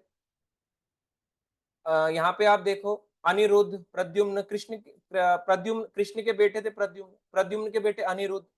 यहाँ पे बताते हैं कृष्ण की रानियां थी 16,108, कितनी तो रानियां थी, कितने उनके पुत्र और कितने उनके पुत्र, उसके बाद पुत्र के भी पुत्र, इतने सारे वंशज उनकी लड़ाई में आए थे। द्वारका की लीलाएं आप सुनते हो, वृंदावन लीला, मथुरा लीला, द्वारका लीला, तो उस हिसाब से तो कृष्ण को बहुत एजिड होना चाहिए। तो कृष्ण बूढ़े नहीं दिखते, 100 साल से ऊपर के हैं, मगर फिर भी कैसे दिख रहे हैं महाभारत के युद्ध में, छोटे 20-25 साल का एक लड़का। तो इसका मतलब भगवान अविनाशी है। विनाश होने वाला बूढ़ा होता है ना, इसका मतलब बूढ़े ही नहीं हो रहे तो विनाश कैसे होगा, अविनाशी है भगवान। आगे हम पढ़ेंगे 7वां नंबर श्लोक। ये भगवत गीता का सबसे इंपॉर्टेंट आप कह सकते हैं, एक सबसे कॉमन श्लोक है जो सबको याद होना चाहिए। ये नेक्स्ट क्लास में सुनेंगे, चौथा अध्याय का दूसरा श्लोक और 7वां और 8वां नंबर श्लोक। यदा यदा हि धर्मस्य ग्लानिर्भवति भारत अभ्युत्थान धर्मस्य तदात्मानं सृजाम्यहम्। हे भारतवंशी, जब भी और जहां भी धर्म का पतन होता है और अधर्म की प्रधानता होने लगती है, तब तब मैं अवतार लेता हूं। जब भी अधर्म बढ़ता है, धर्म की हानि और अधर्म बढ़ता है, तो भगवान कह रहे हैं, भगवान तब तब आते हैं और अवतार लेते हैं। यहाँ पे बताया गया कृष्ण जो है, अभी जो कृष्ण आए, अभी इस वाले युग, कौन सा युग चल रहा है अगर हम देखें, हमने बताया, अभी एग्जाम्पल दिया पहले वाले श्लोक में कि ब्रह्मा जी की आयु 100 साल है, जो कि बहुत बड़ी है। उनका 100 साल और हमारे 100 साल में बहुत डिफरेंस है। अगर हम देखें ब्रह्मा जी का, मैंने बताया कि अभी क्या एज होगी। आप जो टीवी में देखते हो वो देखते हो कि व्हाइट दाढ़ी है उनकी, बूढ़े हो चुके हैं, बहुत बूढ़े हैं, ओल्ड एज दिखते हैं, 4 मुंह वाले हैं और एजिड हो चुके हैं। पर ब्रह्मा अभी ऐसे नहीं है। बताया जाता है अभी करंट ब्रह्मा की एज है 50 साल। जो जिस टाइम अभी एट प्रेजेंट टाइम हम जी रहे हैं, अभी ब्रह्मा जी बूढ़े नहीं हुए। 50 साल में आप मुझे बताओ, जो एक भौतिक संसार का एक भौतिक आदमी की 50 साल में भी इतनी व्हाइट दाढ़ी नहीं आती। कलर करा ले अलग बात है, बट इतनी नहीं आती। तो ब्रह्मा जी कैसे व्हाइट दाढ़ी लेके घूम सकते हैं। तो ब्रह्मा भी अभी 50 साल के करंट ब्रह्मा। और बताया जाता है ब्रह्मा जी का पहला दिन चल रहा है 50 साल के बाद, बर्थडे मनाने के बाद पहला, यानी कि 50th, क्या कहते हैं उसको, सिल्वर गोल्डन जुबली बनाया है ब्रह्मा जी ने। अपना गोल्डन जुबली बर्थडे सेलिब्रेट करने के बाद पहला दिन है। पहला दिन का उनका चल रहा है, कितने मनु आते हैं एक दिन में, 14 मनु। 14 मनु में से 7वां मनु का 28वां चतुर्युग चल रहा है। अभी केवल, अगर आमतौर पे देखा जाए, अगर आपसे कोई पूछे कौन सा टाइम चल रहा है ब्रह्मा जी का, 50 साल के बाद पहला दिन, सिंपल। अभी ब्रह्मा जवान है, एकदम यंग है, यंग मतलब मिडिल एज में है। और यहाँ पे बताते हैं कि कृष्ण कब आते हैं। यहाँ पे बताते हैं ब्रह्मा जी के दिन में एक ही बार कृष्ण आते हैं। कौन से, वैवस्वत मनु के 28वें चतुर्युग में। मगर ये फिक्स नहीं है, कृष्ण बाध्य नहीं है कि वैवस्वत मनु के टाइम में ही आएंगे। जैसे अभी 28 चतुर्युग चल रहा है तभी आएंगे, जब चाहे कृष्ण आ सकते हैं, हर युग में प्रकट हो सकते हैं। यहाँ पे भगवान कृष्ण बता रहे हैं कि इस तरह से कि जब जब धर्म की हानि होगी और अधर्म बढ़ने लगेगा, तो भगवान अवतार लेके आते हैं। कैसे आए, इस कलयुग में ही देखो आप, भगवान आए, भगवान बुद्ध के अवतार में आए या नहीं आए। आप कह रहे थे कौन सा धर्म बढ़ रहा था, जब पशु बलि बढ़ रही थी। यहाँ पे एग्जाम्पल दिया है तात्पर्य में प्रभुपाद जी ने कि जब अधर्म बढ़ने लगा, धर्म की हानि हुई। कैसे हुई धर्म की हानि और अधर्म कैसे बढ़ने लगा, वेदों में दिया गया पशु बलि। एक प्रभु जी ने अभी कुछ टाइम पहले क्वेश्चन किया कि पशु बलि होता है, क्या ये ठीक है या नहीं, क्योंकि लोकल कस्टम्स के अकॉर्डिंगली लोग इसको बहुत मानते हैं पशु बलि को। उनका ये धर्म है, जहां वो उनका होम टाउन है, वहां पे पशु बलि को एक वो माना जाता है कि ये नहीं होगा तो हमारी पूजा संपन्न नहीं होगी, एक पूजा करानी जरूरी है। तो क्या ये ठीक है, ये रॉन्ग है। वेदों में पशु बलि क्यों दी गई, जो लोग रोज नॉनवेज खाते हैं। अब उस नॉनवेज ईटर को अगर बोला जाए एक छोड़ दो नॉनवेज खाना, छोड़ेगा नहीं। फिर जो रोज ड्रिंक करता है, रोज ड्रिंक करने वाले को बोलो ड्रिंक छोड़ दो, छोड़ेगा नहीं। स्मोक करने वाला स्मोक छोड़ेगा नहीं। उसको कैसे कम कराओगे? डॉक्टर के पास जाएगा, डॉक्टर बोलेगा रोज शराब पीते हो, एक काम करो हफ्ते में ना 1 दिन पियो, ऐसे कम तो होगी कम से कम। कम करने को बोला, डॉक्टर ने प्रमोट नहीं करा। ऐसे ही वेदों में बताया गया कि जो लोग रोज मांस खाते हैं उन लोग छोड़ेंगे तो है नहीं, उनको कम करने के लिए कि महीने में 1 दिन खाएं, अमावस के दिन। अमावस के दिन किसको? दुर्गा के आगे रख के खाएं। तो वो शेरा वाली मैया के आगे क्यों नहीं रखते? दुर्गा, दुर्गा कैसे होती है? विकराल रूप में, गुस्से में होती है। या भैरव को भोग लगाते हैं, रुद्र को भोग लगाते हैं, है ना। ऐसे लोगों को जब भोग भोग लगाया जाता है, शिव जी या उनकी पत्नी पार्वती के काली स्वरूप को भोग लगाया जाता है, तो वो गुस्से में होती है। उनके फॉलोवर होते हैं भूत प्रेत। तो भूत प्रेत आते हैं, उस मांस को जब बकरे को या जिस चीज की बलि दी जाती है, उस मांस पे आके वो भूत प्रेत कहते हैं ओ हो हमारा खाना आ गया, खाना आ गया, ऐसे ऐसे करके खाना आ गया, खाना आ गया। क्योंकि वो मांस पे अटैक करते हैं। तो मांस खाने वाले को ऐसे ऐसे खाने लगते हैं मांस को। और दुर्गा गुस्से में होती है, कहती है चलो कोई बात नहीं, इन मेरे भूत प्रेत हैं जो हमारे फॉलोवर हैं, इनका उद्धार हो रहा है, क्योंकि ये कृष्ण भक्ति तो कर नहीं सकते। तो इन भूत प्रेतों का जूठा बाद में लोग खाते हैं। उनको लगता है ये हमारी मैया ने खाया है। मैया क्यों खाएगी? शिव जी खाएंगे। अभी सावन का महीना शुरू होगा, आप देखेंगे। तो क्या सावन के महीने में शिव जी क्या यही खाते रहेंगे? नॉनवेज खाएंगे लोगों का? लोग प्याज छोड़ देंगे, प्याज की सावन का महीना प्याज छोड़ दो, मंडे आ गया, सावन के सोमवार करो, प्याज छोड़ दो, बाकी रोज खाओ। 6 दिन एक मंडे मंडे मत खाओ। शिव जी इससे प्रश्न होंगे? शिव जी चाहते हैं कि आप भक्त बनो। वो तो आप लोगों को ऐसे लोगों को शिव जी शरण दे देते हैं, कोई बात नहीं, तेरे को कोई एक्सेप्ट नहीं कर रहा संसार में, no worries, I am here, मैं आपको एक्सेप्ट करता हूँ। शिव जी कितने कृपालु हैं कि मैं आपको एक्सेप्ट करने को तैयार हूँ, आपको एक्सेप्ट करते हैं। नहीं तो हम जैसा कोई एक्सेप्ट करेगा? आप एक्सेप्ट करोगे? आपके आपके फॉलोवर ऐसे हो बीड़ी सिगरेट पीने वाले, बोले हम ना इन प्रभु जी के फॉलोवर हैं, हम फॉलोवर हैं, हमारे सामने हैं, जैसे बोले कि हनुमान प्रभु जी के फॉलोवर हैं, हम शराब पीते हैं रोज, हम पंकज मेहता प्रभु जी के हम ड्रिंक करते हैं, हम आर्य प्रभु जी के फॉलोवर हैं, हम चरस लेते हैं। करेंगे? फॉलो कर बनाओगे ऐसे फॉलोवर? कहोगे ये क्या पागलपंती है, ऐसे फॉलोवर कौन रखता है? नशेड़ी फॉलोवर। आप कहोगे हमें नहीं रखना, मगर शिव जी रखते हैं। वो कहते हैं मुझे दे दो, कोई बात नहीं, मैं करूंगा इनका उद्धार। तो सोचो, सबसे डिग्रेडेड लोगों का उद्धार उन्होंने पकड़ रखा अपने हाथ में। हमारे बस की नहीं है ऐसे लोगों का उद्धार करना। उन्हीं के शिष्य उनको चैलेंज कर रहे हैं, आओ मेरे से लड़ाई करके दिखाओ। कर सकते हो आप अपने, आपने किसी को शिक्षा दी, हम तो किसी को शिक्षा दे और वो छोड़ के चले जाए तो हमें बुरा लगता है कि छोड़ के चला गया, लगता है या नहीं लगता? ठीक है, कोई एक आपसी समझौतिया कि उससे जाए, एक अंडरस्टूड है। मगर कोई छोड़ के चले जाए, हम तो कोई गुरु नहीं, एज अ आप कह सकते हैं मार्गदर्शक, मार्ग दिखाने वाले को भी छोड़ दे तो बुरा लगता है। ऐसे ही कोई किसी को छोड़ दे तो बुरा लगता है। मगर सोचो शिव जी किसी को छोड़ने नहीं देते, कहते हैं कोई बात नहीं, मैं तुम्हें एक्सेप्ट करूंगा, मेरे को छोड़ के मत जाओ, मुझे चैलेंज भी करते रहो, पर फिर भी मैं आपको शरण दूंगा। दे सकते हैं हम किसी को शरण? हमारे को कोई चैलेंज करेगा ना, हम सबसे पहले उसके खिलाफ हो जाएंगे और उसको मार पीटने जाएंगे। आप करके देखो किसी के साथ, सबसे पहले जो आपको जो भी भक्त होगा या आपको सिखा रहे होंगे, हम उस पर गुस्सा हो जाएंगे, क्रोधित हो जाएंगे। मगर शिव जी तब भी वैसी के वैसी रहते। कितने लोगों को शरण देने के तैयार है शिव जी। तो ऐसे ही बताया जाता है, जब पशु बलि बहुत बढ़ गया तो वेदों में एक चीज दी गई कि जो लोग रोज खाते हैं अमावस के 1 दिन खाएं, दुर्गा का लगाएं, मगर दुर्गा नहीं खाएगी, उनके फॉलोवर भूत प्रेत खाएंगे। तो भूत प्रेत वाले खाने वाले आ गए। तो जब ये उनका जूठा खाते हैं तो लोग उसको प्रसाद बोलते हैं। तो ये प्रसाद नहीं है, भूत प्रेतों का जूठा है देखा जाए तो। इस तरह से अब ये जो भगवान बुद्ध थे, भगवान बुद्ध ने कहा कि लोग बहुत मांस खाते हैं। भगवान बुद्ध का पर्पस था कि सबसे पहले लोग क्या करते हैं, अब लोग वेद भी पढ़ रहे हैं और रोज मांस खा रहे हैं। बोले अब हम वेदों का मंत्र उच्चारण करेंगे, वेदों में लिखा है मंत्र उच्चारण करो पाप से मुक्त हो जाओगे। अब हम 1 दिन क्यों खाएं? एक काम करो, 30 दिन मंत्र उच्चारण भी करो और 30 दिन नॉनवेज खाओ। तो जब ऐसा होने लग गया, वेदों को मिस इंटरप्रेट, यानी कि उसको रॉन्ग वे में जाने लगे, तो भगवान बुद्ध ने कहा कि हम बैठ जाएंगे और हमारा एक ही है, क्या? अहिंसा परमो धर्म, हिंसा ना करना ही हमारा परम धर्म है। इस प्रकार से उन्होंने उपदेश दिया। उन्होंने बोला कि हम वेदों को नहीं मानते, क्योंकि वेदों को मानोगे तो पशु बलि करेंगे। तो इसलिए उन्होंने बोला हम वेदों को नहीं मानते, हमारा एक धर्म है अहिंसा परमो धर्म, हम हिंसा नहीं करेंगे। इस तरह से ये सिस्टम चला। तो हिंसा ना करना उन्होंने एक धर्म बनाया। जिसे बौद्ध धर्म। तो हर अवतार के आने का एक पर्पस था, भगवान के हर उसके आने का। आगे यहाँ पे बताते हैं कि भगवान, ये तो हो गया एक एक एग्जाम्पल। अगले श्लोक में चलेंगे, 8वां नंबर श्लोक है, ये भी सबको याद होना चाहिए, जो बहुत आपके टीवी में भी आपको सुनाई देता होगा। परित्राणाय साधूनां विनाशाय च दुष्कृतां धर्म संस्थापनार्थाय संभवामि युगे युगे। भक्तों का उद्धार करने, दुष्टों का विनाश करने और धर्म का फिर से स्थापना करने के लिए मैं हर युग में प्रकट होता हूं। किसके लिए आते हैं भगवान? भक्तों का उद्धार करने के लिए। आज के समय में जैसे माता जी लिख रही हैं, सब नॉनवेज खाते हैं बौद्ध धर्म वाले, बिल्कुल सही है।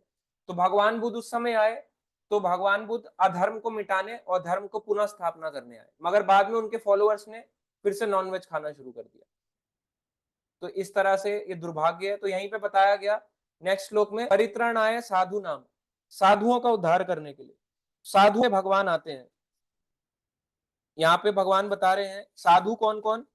जो साधना करता है, जो भक्ति करता है, वो साधु है। ऐसा कोई साधु नहीं जो बीड़ी पीता है, ऑरेंज कपड़े पहनता है, शराब पीता है, जटाएं बड़ी बड़ी धारण कर लेता है, गंगा नदी के पास बोले साधु है। ये साधु नहीं है।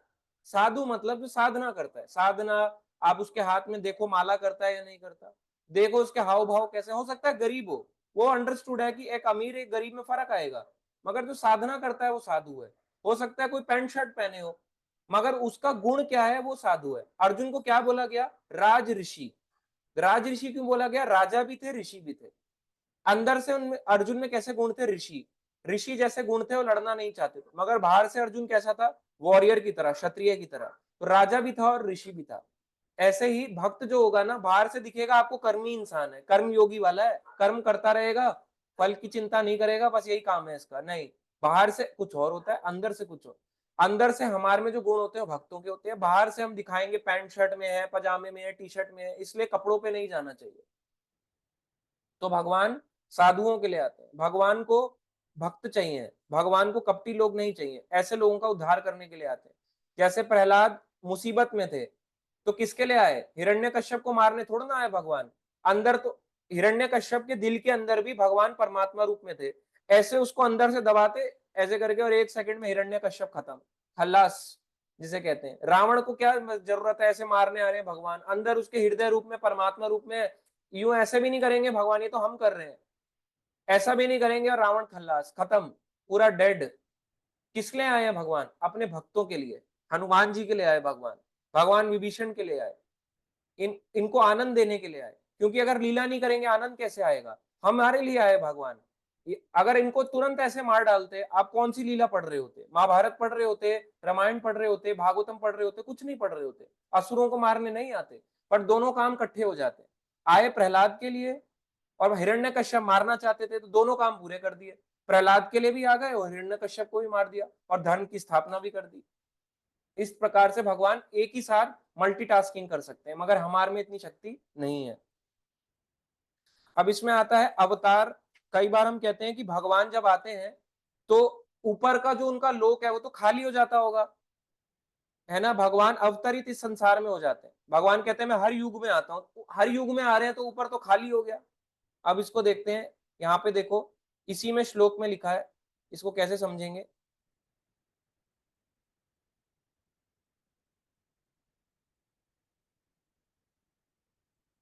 तो ये बताया जाता है, कृष्णदास कविराज कृत चैतन्य चरितमृत के निम्नलिखित श्लोक मध्य लीला 20वां अध्याय 263 यानी 263 नंबर से 264 264 नंबर से अवतार के सिद्धांतों का सारांश प्रकट होता है। ये डिटेल में है, बट यहाँ पे शॉर्ट में दिया है, आप इसको समझें। अवतार तथा ईश्वर का अवतार भगवत धाम से भौतिक प्राकट्य हेतु होता है। मतलब भगवान के धाम से भगवान इस भौतिक संसार में आते हैं। ईश्वर का वह विशिष्ट रूप जो इस प्रकार अवतरित होता है अवतार कहलाता है। यानी भगवान जब इस संसार में आते हैं, उस संसार से यहाँ आते हैं, तो अवतार कहलाता है। ऐसे अवतार भगवत धाम में स्थित रहते हैं। ये अवतार जो है भगवान के धाम में स्थित रहते हैं। जब ये भौतिक सृष्टि में उतरते हैं तो उन्हें अवतार कहा जाता है।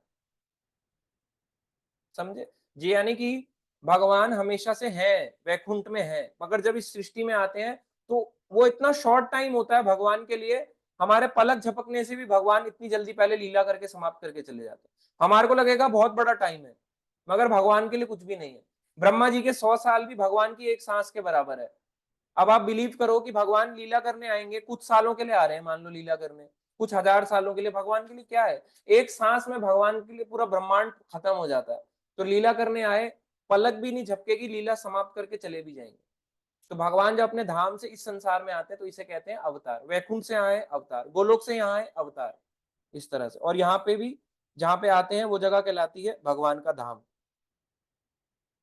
तो यहाँ पे 6 प्रकार के अवतार भी बताए गए हैं। कौन कौन से मेन अवतार होते हैं 6 प्रकार के, इसमें डिटेल में नहीं जाएंगे, ये एक अलग टॉपिक है, पर यहाँ पे बताया गया है। अवतार इसी तरह के होते हैं यथा तथा पुरुष अवतार, गुण अवतार 2 हो गए, तीसरा लीला अवतार, चौथा शक्तियावेश अवतार, पांचवा मनवंतर तथा छठा युग अवतार। ये इस प्रकार से 6 अवतार बताए गए। इसके एग्जाम्पल डिटेल में है, ये अभी नहीं ले सकते। तो 6 टाइप्स ऑफ अवतार हैं भगवान के, ये 6 प्रकार के अवतार भगवान लेते हैं। इसके अंदर जब आप जाएंगे पुरुष अवतार, गुण अवतार, लीला, शक्तियावेश, मनवंतर, युग अवतार, इसके अंदर कई अवतार आपको मिलेंगे। ये पूरा चार्ट है, अलग अलग इसमें भगवान के अवतार हैं, ये मैं आपको शेयर कर दूंगा। नेक्स्ट श्लोक है 9वां नंबर श्लोक। अभी 2 श्लोक हैं, क्विकली कर लेते हैं इसको।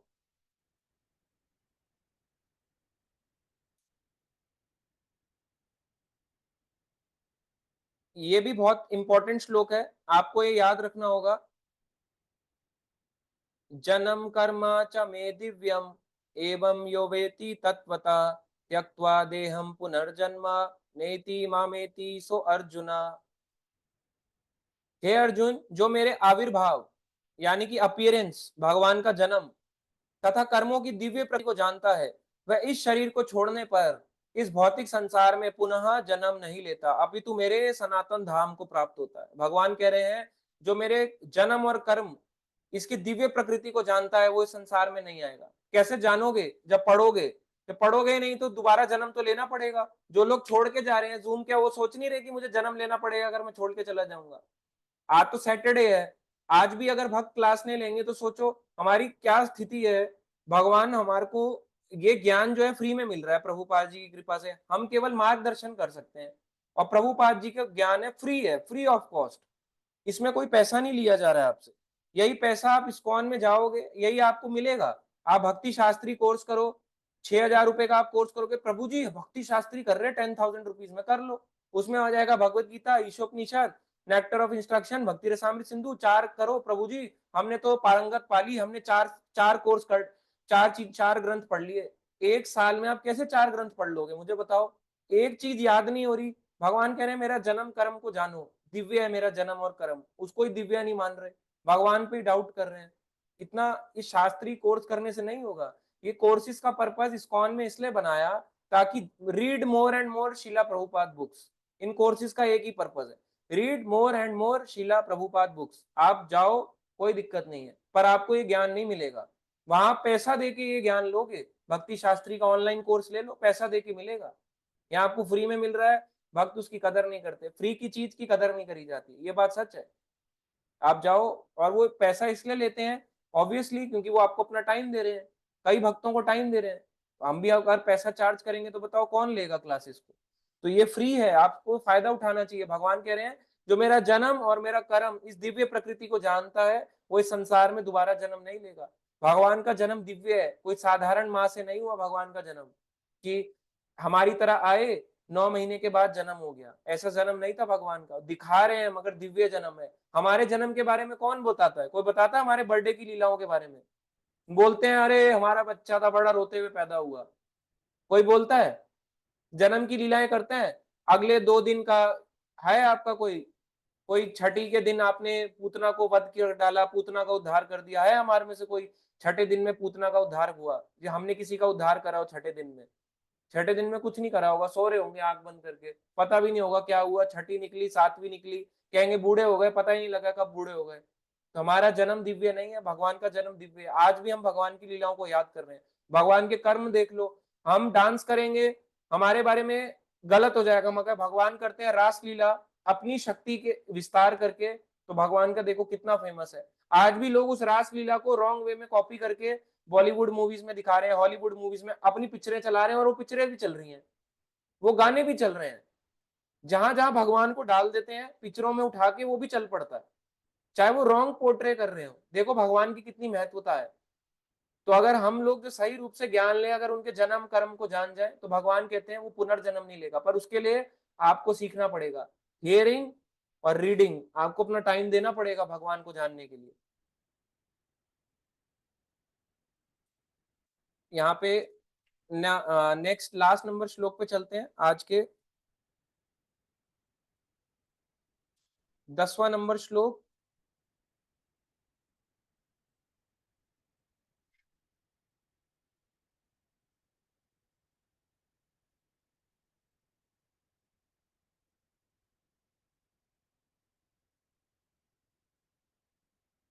वीतराग भया क्रोधा मत्मया माम उपाश्रिता भावो ज्ञान तपसा पूता मत भावम आगता। तो इसका अनुवाद है आसक्ति यानी अटैचमेंट, भय यानी फियर, क्रोध यानी एंगर। आसक्ति भय क्रोध से मुक्त होकर मुझ में पूर्णतया तन्मय होकर और मेरी शरण में आकर बहुत से व्यक्ति भूतकाल में मेरे ज्ञान से पवित्र हो चुके हैं। बहुत से व्यक्ति, भगवान कह रहे हैं, आसक्ति भय क्रोध से मुक्त होना, ये तीन चीजों से मुक्त होना पड़ेगा। मुझ में पूर्णतया तन्मय होकर मेरी शरण में आकर, ये आना पड़ेगा शरण में। बहुत से व्यक्ति भूतकाल यानी पास्ट में मेरे ज्ञान से पवित्र हो चुके हैं। ये ज्ञान आपको पवित्र कर देगा। आप पवित्रता चाहते हो, भगवत गीता, कहीं जाने की जरूरत नहीं है, नदियों में स्नान करके नहीं होगा। गंगा जल के समान है, इसको इतना जितना मर्जी चाहो आप इसमें स्नान कर सकते हो, जिसका कोई पैसा नहीं है। जाने के लिए आपको टिकट परचेज नहीं करनी पड़ेगी, इसका एक ही टिकट है, आपको समय देना है। इस प्रकार से उन सबों ने मेरे प्रति दिव्य प्रेम को प्राप्त किया है। तो यहाँ पे भगवान ये इस प्रकार से बता रहे हैं। आसक्ति कौन होती है? आसक्ति किन में होती है? जो भौतिक लोग होते हैं, अटैच्ड लोग होते हैं, आसक्ति जिनकी इच्छा होती है और कुछ नया, कुछ नया, कुछ और, ऐसे लोग भौतिक लोग, नास्तिकवादी लोग जो बहुत अटैचमेंट रहते हैं अपनी अपनी चीजों से, ये आसक्ति कहलाती है। भय किसे रहता है? मायावादी लोगों को, जो ईश्वर को निराकार मानते हैं। ईश्वर को साकार रूप में उनके लिए बड़ा भय है, वो कहते हैं हम नहीं मानेंगे, निराकार मानते हैं, हम निराकार की पूजा करते हैं। यहाँ प्रभुपाद जी इसका एग्जाम्पल देते हैं किस प्रकार से ये लोग भय के कारण आते हैं और कहते हैं हम पूजा अर्चना करते हैं, भगवान भगवान देखो जो होता है ना वो निराकार होता है, हम डरते हैं भगवान से इसलिए हम पूजा करते हैं। तो ये कौन हुए? मायावादी। और तीसरे में यहाँ पे बताया गया क्रोध कौन प्रकट करता है? जो वॉइडिस्ट होते हैं, शून्यवादी, जो कहते हैं शरीर के बाद कुछ नहीं बचता, शरीर के बाद सब कुछ शून्य है। हाँ, ये शरीर है, शरीर के साथ जब तक सब कुछ है, उसके बाद शरीर के बाद सब कुछ नल है।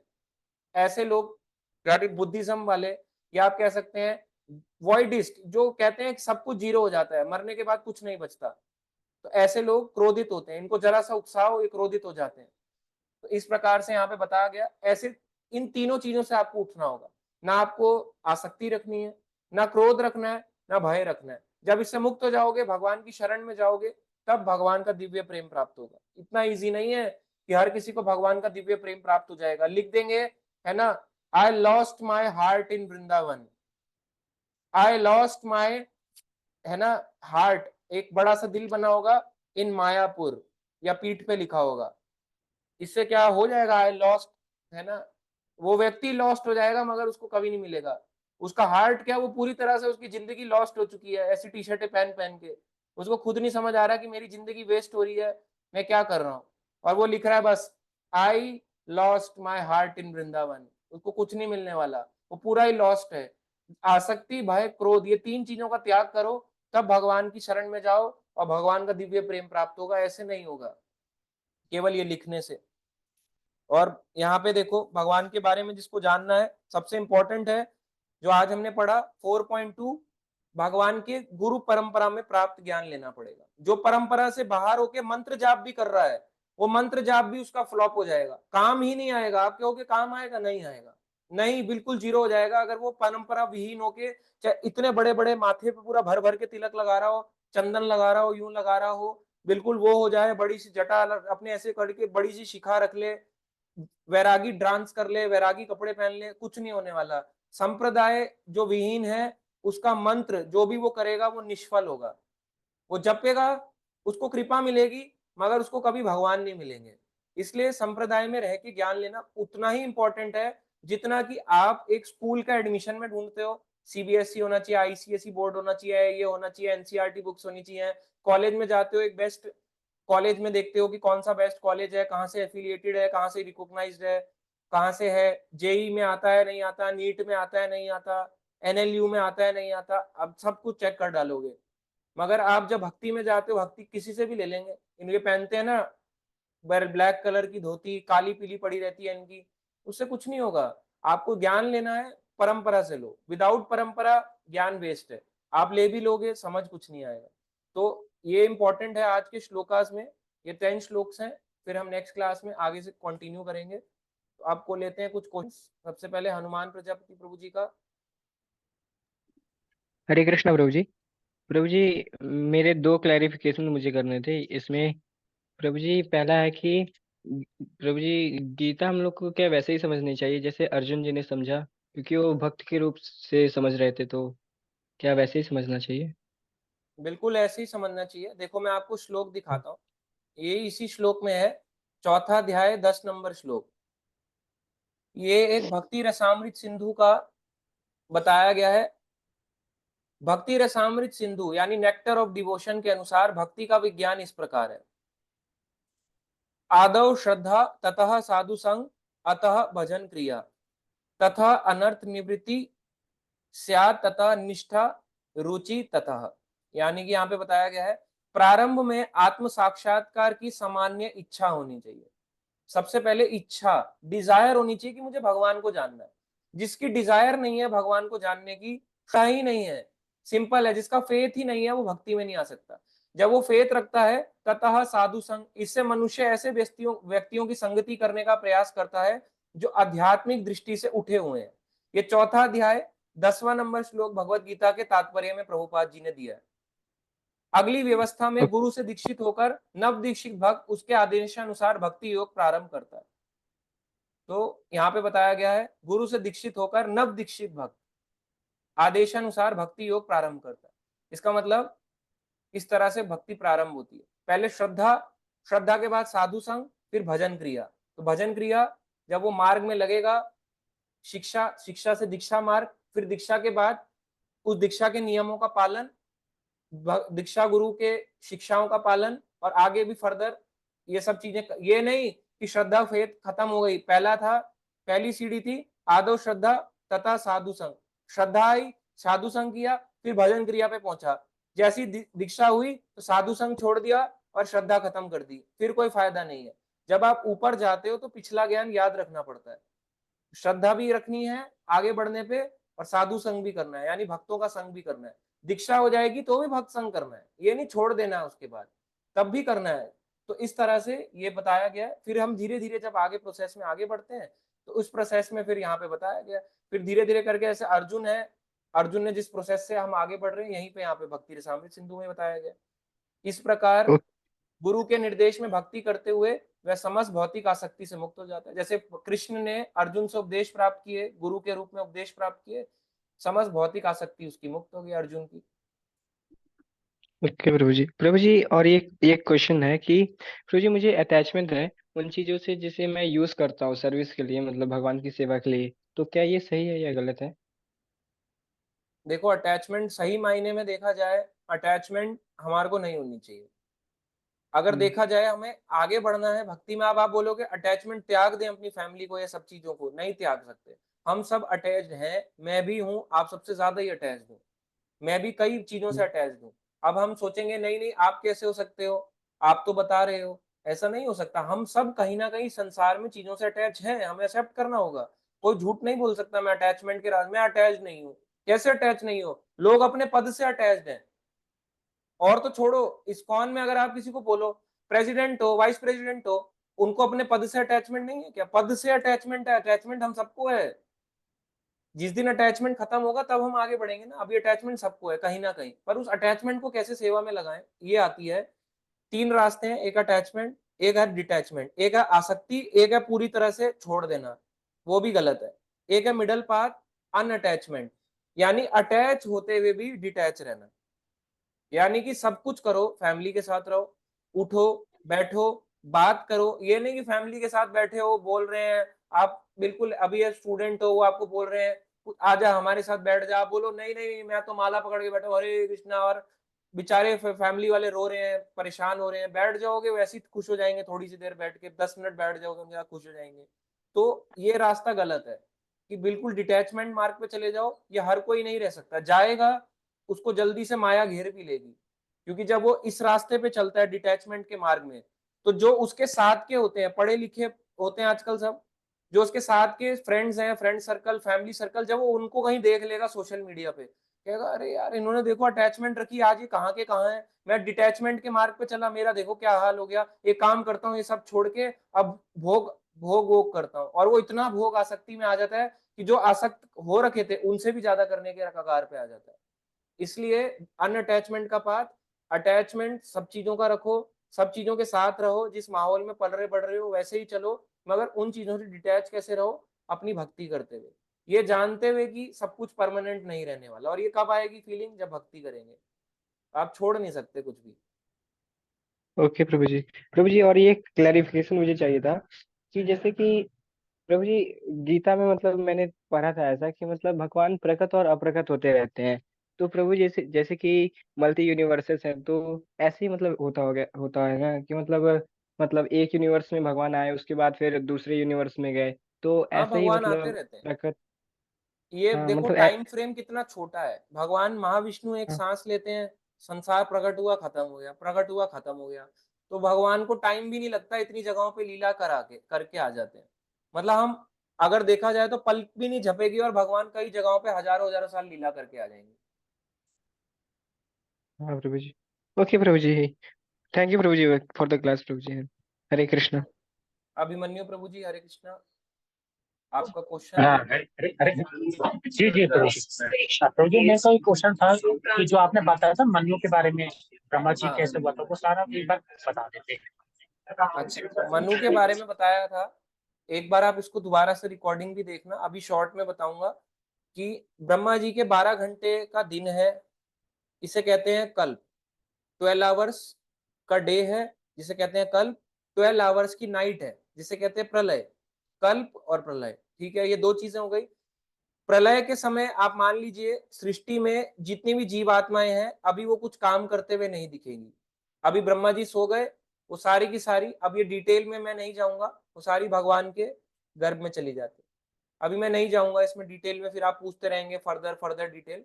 12 घंटे जो होते हैं दिन का टाइम है, ब्रह्मा जी के 12 आवर्स का जो डे है, उसमें 14 मनु आते हैं। सबसे पहले स्वयंभू मनु, इस तरह से चलते चलते चलते 14 मनु आते हैं। तो जब ये 14 मनु आते हैं, एक एक मनु 71 टाइम, कितना 71 टाइम सतयुग त्रेता द्वापर कलयुग, ये ऐसे साइकिल चलती रहती है इनकी। 1 2 3, जैसे सबसे पहले आए स्वयंभू मनु, 14 मनु आ रहे हैं, पहले वाले मनु आए, पहले मनु की साइकिल ऐसे सतयुग त्रेता द्वापर कलयुग की साइकिल 71 टाइम घूमती रहेगी। जब ये खत्म हो गई, स्वयंभू मनु चले गए भगवान के धाम, अब सेकंड वाले मनु आएंगे, फिर सेकंड वाले मनु की ये साइकिल चलती रहेगी। जब ये 71 टाइम हो गई, फिर तीसरे वाले की चलती रहेगी, ऐसे करते करते 14 मनुष्य की साइकिल चलेगी। तो ये टोटल बताया जाता है कितना होता है ब्रह्मा जी का 12 घंटे, 1000 चतुर्युग। अगर आप कैलकुलेशन करेंगे तो ये बनेगा आपका 1000 को आप 43,20,000 से मल्टीप्लाई कर दें, 43,20,000 इंटू 1000, ये ब्रह्मा जी का 12 घंटे है। ऐसे ही ब्रह्मा जी की 12 घंटे की रात है, ऐसे ही एक एक ये एक हफ्ता है, एक साल है, और ऐसे ही पूरा 100 साल का जीवन है। तो देखा जाए तो बहुत बड़ा है, मगर भगवान के आगे बहुत छोटा है। भगवान के आगे केवल एक सांस के बराबर है ब्रह्मा जी का जीवन। बाकी आप डिटेल में दोबारा इस वीडियो को देखेंगे तो समझ में आएगा। तो सब हमारा जो भी करंट वाला साइकिल है वो 7वें मनु की है। ये जो 14 मनु मैंने बताए, 14 मनु में से 7वां मनु है, अभी हम उस साइकिल में चल रहे हैं। उनकी 71 टाइम साइकिल चलनी है, तो हम 28 साइकिल में, 28वीं साइकिल के चतुर्युग में, कलयुग में 28वें साइकिल की। ठीक है, और कोई क्वेश्चन है प्रभु जी आपका? नहीं नहीं प्रभु जी। ठीक है, और हम लेते हैं नेक्स्ट अक्षत प्रभु जी का क्वेश्चन। प्रभु जी हरे कृष्णा। हाँ जी। प्रभु जी वो मुझे पूछना था कि क्या जो भगवान बुद्ध हैं, बुद्धिज्म वाले, वो भगवान विष्णु के अवतार हैं, या कि कुछ मैंने सुना था जो दूसरे लोग कहते हैं कि जो बुद्ध ग्रह है वो है भगवान विष्णु का अवतार, नॉट बुद्ध और बुद्धिज्म। हाँ देखो, अभी आप देखोगे तो भगवान बुद्ध जो है, भगवान बुद्ध जो आए, बोलते हैं केशव धृता बुद्ध शरीरा जय जगदीश हरे। तो केशव यानी कृष्ण ने बुद्ध का अवतार लिया, तो कृष्ण अवतार कहलाते हैं। तो देखा जाए तो पृथु महाराज है, कई ऐसे अवतार है, ऋषभ देव, ये डायरेक्ट कृष्ण के अवतार नहीं है, अवतार के भी अवतार है। जैसे कृष्ण के अवतार है, उनके अवतार के अवतार। कुछ अवतार ऐसे होते हैं जिन्हें शक्ति आवेश कहते हैं, जैसे नारद मुनि है, वो डायरेक्ट अवतार नहीं है, उनको भगवान ने शक्ति दी है अपनी, उस शक्ति के कारण नारद मुनि जो है पूरा आध्यात्मिक संसार यानी वैकुंठ में ऊपर भी ट्रेवल करते रहते हैं और नीचे भौतिक संसार में भी आते जाते रहते हैं। ऐसों को शक्ति आवेश अवतार कहते हैं। तो कुछ स्पेशल अवतार होते हैं, तो जो वो ग्रह है वो अलग है, ये वाले अवतार अलग है। तो ये कृष्ण अवतार कहलाते हैं जो भगवान बुद्ध आए। Thank you Prabhu ji, Hare Krishna.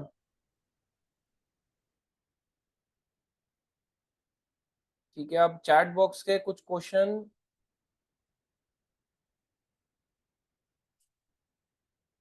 रायमा बनर्जी माता जी लिख रही हैं विषाद योग प्रभु जी, सांख्य योग, कर्म योग। ठीक है,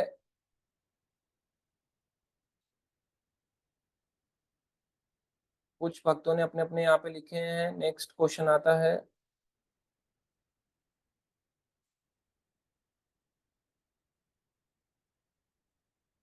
वॉइस नहीं आ रही है प्रभु जी, ऐसा लिख रहे हैं, नेट इश्यूज हैं शायद। दीप कौशिक माता जी, कर्म योग, भगवान के निमित्त किया गया कोई भी काम कर्मयोग है, कृष्ण के लिए कर्म करना ही कर्मयोग है। ठीक है, ये कुछ अपने भक्तों ने अपने अपने आंसर्स लिखे हैं, तो एक बार यहाँ पे चेक कर लेते हैं। हनुमान प्रजापति प्रभु जी ने ये पूरी कैलकुलेशन लिखी है, 12 आवर्स ऑफ ब्रह्मा जी, आप देख सकते हैं।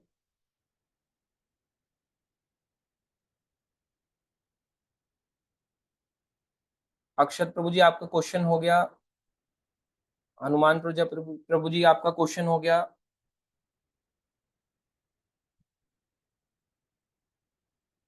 ठीक है, व्रत सुंदर प्रभु जी आपका क्वेश्चन। हरे कृष्णा। मेरा दो क्वेश्चन है। फर्स्ट थिंग इज, जब अभी कल के अवतार होगा, कल इस कलयुग के एंड में, तो जो भगवान के द्वारा मारा जाता है उसका उद्धार होना चाहिए, जैसे हमने पढ़ा है सब। दूसरा हाँ चीज है, उद्धार हो जाएगा क्या वो धाम चले जाएंगे? दूसरा चीज है, हम लोग अभी तक इस भौतिक संसार में है, मतलब हम कितने करोड़ों सतयुग, कितने करोड़ों त्रेता, द्वापर, कली, कितने बार जन्म जन्म मृत्यु साइकिल में आ चुके हैं। तो अभी सपोज कलयुग के एंड में जो भी जीवात्माएं रहेंगे वो सतयुग में जाएंगे, तो उनका जो ऑलरेडी इतना डिग्रेडेड हो गया होगा सोल, तो वो सतयुग में कैसे ट्रैवल करेंगे? क्योंकि सतयुग में तो प्योर होना चाहिए कॉन्शियसनेस, राइट? तो ये मेरा थोड़ा सवाल है। और दूसरा तीसरा है कि मैंने जो पूछा था कि 12 करोड़ साल, मतलब आई थिंक इससे पहले वाले मनु होंगे, बिकॉज अभी 28 नंबर में कैलकुलेट कर रहा था, तो 12 करोड़ साल तो नहीं होते, 11, 10, 11 होता है। तो 12 करोड़ साल पर तो हो सकता है कि इससे पहले वाले मनु में भगवान ने सूर्यदेव विवस्वान को दिया था भगवत गीता का ज्ञान। तो भगवान तो एक ही बार अवतार लेते हैं कृष्णा, ब्रह्मा के 12 घंटे में। इफ हाँ जी, correct me if I am wrong, कि भगवान के 12 घंटे में कृष्णा एक ही बार अवतार लेते हैं, चैतन्य महाप्रभु एक ही बार अवतार लेते हैं। बाकी हाँ के 999 बार तो विष्णु का अवतार होता है, हाँ विष्णु कृष्णा के रूप में आते हैं। तो क्या वही विष्णु जो कृष्ण के रूप में आए थे वही भगवत गीता का ज्ञान दिया हो? हाँ, ये अच्छा तो ये क्वेश्चन है। 3 सवाल है मेरे। पहला क्वेश्चन है आपका भगवान कल्कि से रिलेटेड, तो भगवान कल्कि जब आएंगे, आपने पूछा हम्म। कि जब आएंगे तो जिन लोगों को वध करेंगे उनका क्या होगा। उद्धार हो जाए क्या? क्या वो भगवत धाम चले जाएंगे क्या? वही पूछ रहा नहीं, वो भगवान के धाम नहीं जाएंगे। जब कृष्ण किसी को मारते हैं तो वो जाता है वैकुंठ, और जब राम परशुराम किसी हूँ। को, भगवान का अवतार किसी को मारे, तो वो जाता है ऊपर के लोकों में, या ब्रह्म ज्योति तक जाता है। ब्रह्म ज्योति के पास वापस इस संसार में आ जाता है, यानी मैक्सिमम ब्रह्म ज्योति तक जाएगा, या फिर ऊपर के लोकों में जाएगा, फिर इस संसार में अर्थ में वापस आ जाएगा। क्योंकि ब्रह्म ज्योति भी भगवान के धाम को नहीं ले जा सकती, पूतना का भगवान का पूतना का तेज तक जाएगा, मैंने फिर इस पूत संसार में आ जाएगा। पूतना का जो वध किया था भगवान ने 6 दिन में, तो वो तो भगवान का माता के रूप में गोलोक धाम पूतना के बारे में जो बताया गया है वो मैं आपको बताऊंगा, ऐसा क्यों है, उनकी पूरी अलग वो है, तो क्यों उनको भगवान का धाम मिला। कुछ भगवान के ऐसे होते हैं जिन जो हमेशा से नित्य पार्षद होते हैं, भगवान की लीलाओं के पार्षद होते हैं। जैसे अगर आप डिटेल में जैसे और अच्छा। पढ़ेंगे, इसमें आता है कि जो दुर्योधन भी थे, दुर्योधन भी कोई साधारण नहीं थे, मतलब वो हम्म। हर बारी दुर्योधन वो नहीं आते, बट दुर्योधन जो अब थे वो बलराम जी के सखा थे, इसलिए बलराम जी उस फाइट में आए ही नहीं महाभारत के। इसलिए अब हम पढ़ रहे हैं कि वो तो मार हम्म। पीट कर रहे हैं, एक दूसरे को मार रहे हैं, गदा से चीर फाड़ कर रहे हैं, मगर वो दिखा रहे हैं वो है, तो वो एक हम्म। पिक्चराइजेशन की तरह है। मतलब जैसे एक हीरो है, हीरो एक्टिंग करने आया है, एक्टिंग करके वापस उसी उसमें चला गया रूप में। इसलिए कुछ भगवान के नित्य पार्षद थे, कुछ सच में हम्म। असुर थे, तो जिन असुरों को मारा वो वहां चले गया। और इसमें जो आता है कि जिनको भगवान के धाम कल्कि को। मारेंगे, कल्कि जिनको मारते हैं तो ऊपर के लोकों में ही जाएंगे, तो इसलिए उनका उद्धार हो जाता है, उनके पाप क्योंकि भगवान ने मारा, उनका उद्धार हो गया, इसलिए वो सतयुग में चले गए। मगर ऐसे नहीं गए कि बस सतयुग में चले गए, डिसीजन तो फिर भी यमराज के हाथ में ही दे रखा है कि अब आप देखो, मैंने तो इनको मार दिया, अब आप देखो इन लोगों का क्या करना है, अगले में इनको क्या है, इसके क्या कर्म है, आपके पास खाता है। भगवान जानते सब कुछ है, मगर सेवा यमराज को दे रखी है। अब वो अगला खाता बनाएंगे, किसका क्या खाता था। तो जो जो लोग जिंदा मतलब बचे रहेंगे, जो जीवात्मा है, जो भगवान के द्वारा मारे नहीं जाएंगे, तो वो लोग क्या ऑटोमेटिक ट्रैवल करेंगे सतयुग को? मतलब वही संसार वैसे ही सब चलता रहेगा कि कुछ कुछ प्रलय प्रलय वगैरह आएगा, फिर सब ध्वंस हो जाएगा, फिर से रिस्टार्ट होगा, ऐसे कुछ? हाँ, ये पृथ्वी तक नष्ट होता है, उसके बाद वापस नीचे की क्रिएशंस दोबारा हो जाएंगी, नीचे के लोगों की क्रिएशन दोबारा होती है। हर हर कलयुग के बाद पृथ्वी तक ध्वंस होता है? हाँ, मतलब ये, मतलब हर 43,20,000 साल के बाद पृथ्वी का जलमग्न हो जाता है, मैं भी। हाँ, ये अंश प्रलय कहते हैं, मेन तो 4 हैं, ये अंश प्रलय होता है। अंश प्रलय में दोबारा से ये पृथ्वी तक के जो ग्रह होते हैं, इनका दोबारा से निर्माण करा जाता है। मतलब जो पहाड़ पर्वत जो भी झरना जो भी है, वो फिर भी इधर उधर सब चेंज होता रहते हैं, मैं भी। हाँ, वो अभी जहाँ चेंज पे होता है, हिमालय है हाँ, वो भी मतलब वहीं वो रहेगा, ऑलमोस्ट दूसरे सिमिलर जगह पे टाइप में चला बन जाता जाएगा। है, ऐसे घर टूटा दोबारा घर बना दिया, वैसे ही ये दोबारा हाँ बना हाँ हाँ। देते हैं। तो जो एक मनु का जो 71 बार चतुर्युग आता है, तो हर चतुर्युग में मतलब हर कलयुग के एंड में एक प्रलय होता है, फिर वो पृथ्वी का नष्ट होता है, तो जो पृथ्वी का नष्ट होगा तो सब जीवात्माएं कहाँ, उस टाइम कहाँ पे रहेंगी, जो आंशिक प्रलय होता है? उस टाइम वो सब आंशिक प्रलय में नीचे जाएंगी, यमराज उनको, यमराज के सॉल्व तो उनको यमराज नहीं करना है, उनका जो भी उनका डिसीजन नहीं नहीं, मेकिंग तो बट यमराज नहीं करना है। करोड़ करोड़ जीवात्मा है ना, पशु के रूप में, पक्षी के रूप में, वो यमराज मतलब। देख लेते हैं, यमराज के पास ऐसे कई लोग हैं, उन्होंने, उनके पास छोटा नहीं है उनका काम, बहुत बड़ा काम है उनका, उनके पास बहुत स्पेस है ऐसे हम्म। लोगों को रखने के लिए। और जो 12 घंटे का ब्रह्मा का होता है, तब सब जीवात्माएं गर्भोदक से विष्णु के उदर में चले जाते हैं, राइट? हाँ, वो फिर गर्भ में चली जाएंगी, बारह फिर घंटे दोबारा से होगा। 12 12 घंटे में। हाँ, 12 घंटे में। बट इसके इस 12 घंटे में 1,000 बार प्रलय होता है, बिकॉज 1,000 बार चतुर्युग घूमता है, तो 1,000 बार आंशिक प्रलय होता है, जो जिसमें कि जीवात्माएं मतलब कहाँ पे जाते हैं अभी तक, मतलब कहाँ पे जाते हैं 1,000 बार वो। हाँ, वो 1000 बार बार बार चेंज होगा ना, उनको अर्थ दोबारा मिलेगा, फिर अंश प्रलय हो रहा है ना, हम्म। अंश प्रलय यहाँ तक जलमग्न हो जाती है सृष्टि, फिर दोबारा हम्म। से उनको बनाना स्टार्ट करते हैं वो। तो अर्थ जो पोजीशन पे है अभी, जो शून्य में घूम रहा है वैक्यूम में, तो वही घूमता रहेगा, बट फिर से कुछ ब्रह्मा उसको रिस्ट्रक्चर करेंगे, कुछ नया कुछ इधर उधर वो बनाएंगे, कुछ करेंगे। रिस्ट्रक्चर है, इसका पूरा प्रोसीजर है, वो तो फिर हमें और ग्रंथ पढ़ने पड़ेंगे जब डिटेल में कैसे एक एक हाँ, डिटेल में होती है। बट जनरल ये क्योंकि है कि बिकॉज यहाँ तक सब जो जीव आत्माएं होती हैं ये सब मतलब एक तरह से शरीर छोड़ देती हैं, फिर इनको ले जाया जाता है यमराज जी के पास, फिर इनका नया डिसीजन होता है, दोबारा से सतयुग में इन्हें डाल दिया जाता है। अब ब्रह्मा जी अच्छा। उनके ऊपर है किसको कहाँ प्लेस करना है, बहुत अच्छे गुण किए उसको स्वर्ग भेज दो, इसको यहाँ भेज दो, इसको नीचे भेज दो, इसको और प्रताड़ना है दो अभी नरक में, इसको सतयुग में भेज दो। देखा जाए तो सतयुग और हमारा चल रहा है, देवताओं के लिए वो सतयुग नहीं होता। हाँ, देवताओं के लिए तो उनका देवलोक में तो 14 मनु कंप्लीट हुआ, नहीं नहीं, 14 मनु नहीं, देवलोक का उनका टाइम एक अलग मनु में चलता एक है, बार आता है। हमारा एक साल उनका उन- एक दिन, उस हिसाब से उनका चलता है। हाँ, ना हमारा हमारा आई थिंक उनका देवता भी, आई थिंक इंद्र भी 14 बार चेंज होते हैं ना ब्रह्मा के 12 घंटे में, तो एक ये मैं मनु मूवी में देख एक के बार बता इंद्र। पाऊंगा आपको हम्म। एग्जैक्ट टाइमिंग ठीक पे, हो। कितने टाइम के बाद कौन होता है ये तो देख के बता पाऊंगा। हम्म। ठीक है, और थोड़ा कहीं कहीं पे कहाँ पे मिलेगा ये जो जो हर कल आंशिक, मैं तो बाकी दो प्रलय के बारे में मेरा कॉन्फिडेंस है, ओनली दिस आंशिक प्रलय में थोड़ा और कहाँ पे ये मिलेगा मैं आपको भेज पढ़ने के दूंगा लिए, एक बार कहाँ? ना, आप मुझे व्हाट्सएप कर देना, मैं आपको भेज दूंगा।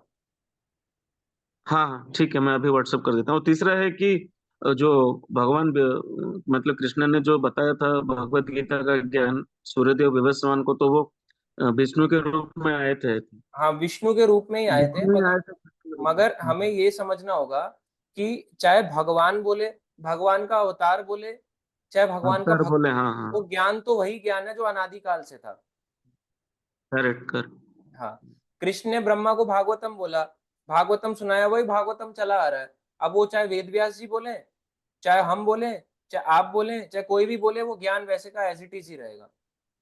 अच्छा, कहीं पे मैंने सुना है अभी रिसेंटली, वो जगन्नाथ वो जो अभी रथ यात्रा चल रहा था, तो जब कलयुग का एंड होगा, जो कल के अवतार आएंगे, वो मल्लेच्छों को मारेंगे। मल्लेच्छ मतलब जो मुस्लिम्स बोलते हैं, मुस्लिम्स को मल्लेच्छ बोलते हैं। तो क्या उस टाइम क्या सब हिंदू खत्म हो जाएगा, सब मुस्लिम्स में कन्वर्ट हो जाएंगे वो? नहीं नहीं, मलेच्छ मुस्लिम्स तो, मुस्लिम अभी जो है ये 10,000 के साल हम्म। के बाद तो मुस्लिम भी नहीं बचेगा, फेथ ही नहीं बचेगा ना। उस समय तो बस ये होगा इंसान इंसान को खाने को दौड़ेगा जो अभी भी खा रहा है, उस समय हड्डियां तंगड़ियां अच्छा। तोड़ते हुए खाएगा। तो वो प्रैक्टिकली लोग हर व्यक्ति एक दूसरे को देखेगा, तो वो मलेच्छ वो बोला गया है जो अपने धर्म का त्याग कर चुके होंगे, उन मलेच्छों के लिए बोला गया है, हम्म। मतलब पूरी तरह से धर्म का त्याग करके इस तरह से चल रहे होंगे, तो वो सभी मैक्सिमम कैटेगरी उसी में काउंट होगी। तो मलेच्छ केवल मुस्लिम के जो लिए मतलब बने। जो मतलब धर्म, मतलब इंसान का एक धर्म रहता है, वो इंसान अपना धर्म छोड़ के अपना दूसरा करेगा तो धर्म भ्रष्ट है, समझ गया। ठीक है। हाँ मतलब अपने शास्त्र को, वैदिक ज्ञान को त्याग चुका होगा 10,000 साल के बाद, अभी करंट से हम्म। 10,000 साल के बाद त्याग देगा। और एक सवाल है अभी मेरे दिमाग में आ रहा है, आप अभी सपोज आप बोर नहीं हो रहे तो, वो जगन्नाथ महाप्रभु, अ, वो क्या, अभी मैंने जो हिस्ट्री पढ़ा है, बिकॉज मैं उड़ीसा का पुरी से हूँ, मतलब उड़ीसा से हूँ मैं, हाँ तो जी। अभी 800 1000 साल का उनका हिस्ट्री है। बट हर कलयुग में जगन्नाथ जी आते हैं, अभी सतयुग आएगा तो वो जगन्नाथ क्या वो मतलब उनको हिडन हो जाएंगे? इसके देखो बाद जो वैसे सतयुग आएगा, भगवान की बिकॉज जो लीलाएं हैं जो हम राजा इंद्रद्युम्न वाली पढ़ते हैं वो तो बहुत पुरानी है, हाँ इंद्र, वो बहुत हाँ बहुत पुरानी पुराने, है, हाँ। वो अभी की नहीं है, वो तो कई वहाँ करोड़ों साल पुरानी है, वो करेक्ट, इस वो युग की कहाँ पे नहीं है। मिलेगा प्रभु वो सब? ना बिकॉज ये हमारे बुक उड़ीसा में आती है, ये एक आती खास। है जब हाँ। भगवान जगन्नाथ की लीलाओं के ऊपर, वो आप पढ़ सकते हैं, हिज ग्रेस सर्व साक्षी प्रभु जी की जगन्नाथ जी की लीलाओं के ऊपर पूरी बुक है डिटेल में, वो आप पढ़ सकते हो, इस्कॉन में मिल जाएगी। आप उसका सॉफ्ट कॉपी में कहीं पे मिल सकता है मुझे, सॉफ्ट कॉपी बिकॉज नहीं है उसका प्रभु जी, हार्ड कॉपी आती है वो, हाँ। पर इस्कॉन में मिल अच्छा, जाएंगी आपको कहीं पे मैं भी, या तो ऑनलाइन। बैंगलोर पे हूँ। ठीक है, देखते हैं कहीं पे कहाँ, बुक का नाम थोड़ा भेज दीजिए मुझे, मैं भी अमेजन किंडल में सर्च कर लूंगा उसको। ठीक है, मैं आपको भेज दूंगा, आपको शेयर कर दूंगा। तो इंद्रद्युम्न वाले जो हम जगन्नाथ जी देते, ये करोड़ों साल, तो इंद्रद्युम्न राजा जी थे, वो करोड़ों साल पुराने राजा है ना? हाँ वो अभी के नहीं है, कोई लोग सोचता है अभी इस वाले सतयुग में आए, वो इस सतयुग में आए ही नहीं है, वो बहुत पुराने हैं। जो कि ब्रह्मा जी के बेटे हैं। इंद्रद्युम्न वाला बहुत पुराना है, आप पढ़ेंगे डायरेक्टली इसमें कई अलग अलग आप पढ़ेंगे, बहुत प्राकट्य की अलग अलग लीलाएं हैं जगन्नाथ जी की। राजापुर की अलग है, इंद्रद्युम्न वाली अलग है, बहुत सारी लीलाएं हैं प्रभु जी इसमें ना प्राकट्य पर की। जगन्नाथ जी कलयुग के देवता बोलते हैं, तो वो अभी सतयुग आएगा तो उससे बाद। अच्छा, और एक बात है, अभी जो कलयुग 10,000 में साल इसलिए के बोला बाद जो जाता है उन्हें कलयुग के भगवान, उसका रीजन ये है क्योंकि जगन्नाथ जी की पूजा अर्चना में कोई स्पेशल नियम, मतलब बहुत हार्डकोर नियम नहीं चाहिए, मतलब कहने का मतलब ये है हर किसी पे कृपा करते हैं, खुद ही मंदिर से बाहर आ जाते हैं, करेक्ट, हाँ। इसलिए उनको वो बोला गया। तो अभी 10,000 साल के बाद जब धर्म मतलब कली का रियल रूप आएगा, तो जगन्नाथ जी उस टाइम भी रहेंगे ना? पता नहीं क्या हुआ। सारे मंदिर सारे विग्रह नहीं दिखेंगे, विग्रह दब चुके होंगे, कहीं मिट्टियों में दब चुके होंगे, हमें दिखेंगे नहीं, जो आसपास के वो नष्ट हो चुके होंगे, मंदिर टूट चुके होंगे, ग्रंथ जल चुके होंगे, केवल हरि नाम बचेगा। और ग्रंथ मिलेंगे भी तो बहुत मुश्किल से कहीं से मिलेगा, पूछेगा आपके पास ग्रंथ है तो बोलेगा हाँ मैंने छुपा के रखा है, इसको कोई जला ना डाले। सॉफ्ट कॉपीज वगैरह सब डिस्ट्रॉय हो चुका होगा, मतलब ग्रंथ कोई पढ़ने नहीं देगा, अधर्म पूरे तरह से फैलना स्टार्ट हो जाएगा 10,000 साल के बाद। तो फिर से जब सतयुग मतलब ये मतलब ये रिनोवेट होता रहता है, ये भगवान की सब लीला है। हम लोग तो हाँ ऑलरेडी हम लोग तो ऑलरेडी जेल में हैं, और जेल से अभी जेल में सपोज हम लोग जेल में हैं, जेल में किसी को फिर मार दिया तो काला पानी का सजा होता है, तो कलयुग काला पानी का सजा हाँ जी, है। मेरा सेल्फ एनालिसिस है। बिल्कुल ठीक है Prabhu ji. Thank you. Hare Krishna Hare Prabhu. Krishna. Next question अभी बाद में लेंगे, हनुमान प्रजापति प्रभु जी आप पर्सनल पूछ सकते हैं। थैंक यू ज्योति माता जी, थैंक यू रायमा माता ji, thank you Preeti Mata ji, thank you Rashmi Ranjan Prabhu ji, Pankaj Mehta Prabhu ji, thank you Devendra Pandey Prabhu ji, thank you Deep Kaushik Mata ji, thank you Kusumina Mata ji, Abhimanyu Prabhu ji, thank you Kanchan Mata ji, thank you Anju माता ji, thank you Madhur Mata ji, thank you Akshat Prabhu ji, thank you Hanuman Prajapati Prabhu ji आप पूछ लेना पर्सनली, थैंक यू श्रुति माता जी, अक्षत प्रभु जी आप पर्सनली पूछ सकते हैं, थैंक यू कोमल कश्यप माता जी। ठीक है, अनम्यूट करके सबको सब चैंट करेंगे, हरे कृष्णा हरे कृष्णा कृष्ण कृष्ण हरे हरे हरे हरे राम हरे राम कृष्णा राम हरे हरे कृष्णा हरे जय कृष्णा श्री कृष्णा हरे प्रभुपाद। हरे लीला हरे प्रभुपाद राम की हरे जय। राम हरे राम राम राम हरे राम हरे राम हरे जय हरे। श्रील प्रभुपाद जय गौर की प्रेमानंद जय हरि हरि बोल। जय गौर जय प्रेमानंदे गौर हरि हरि प्रेमानंदे, बोल हरि हरि बोल। हरि हरि बोल हरि हरि बोल।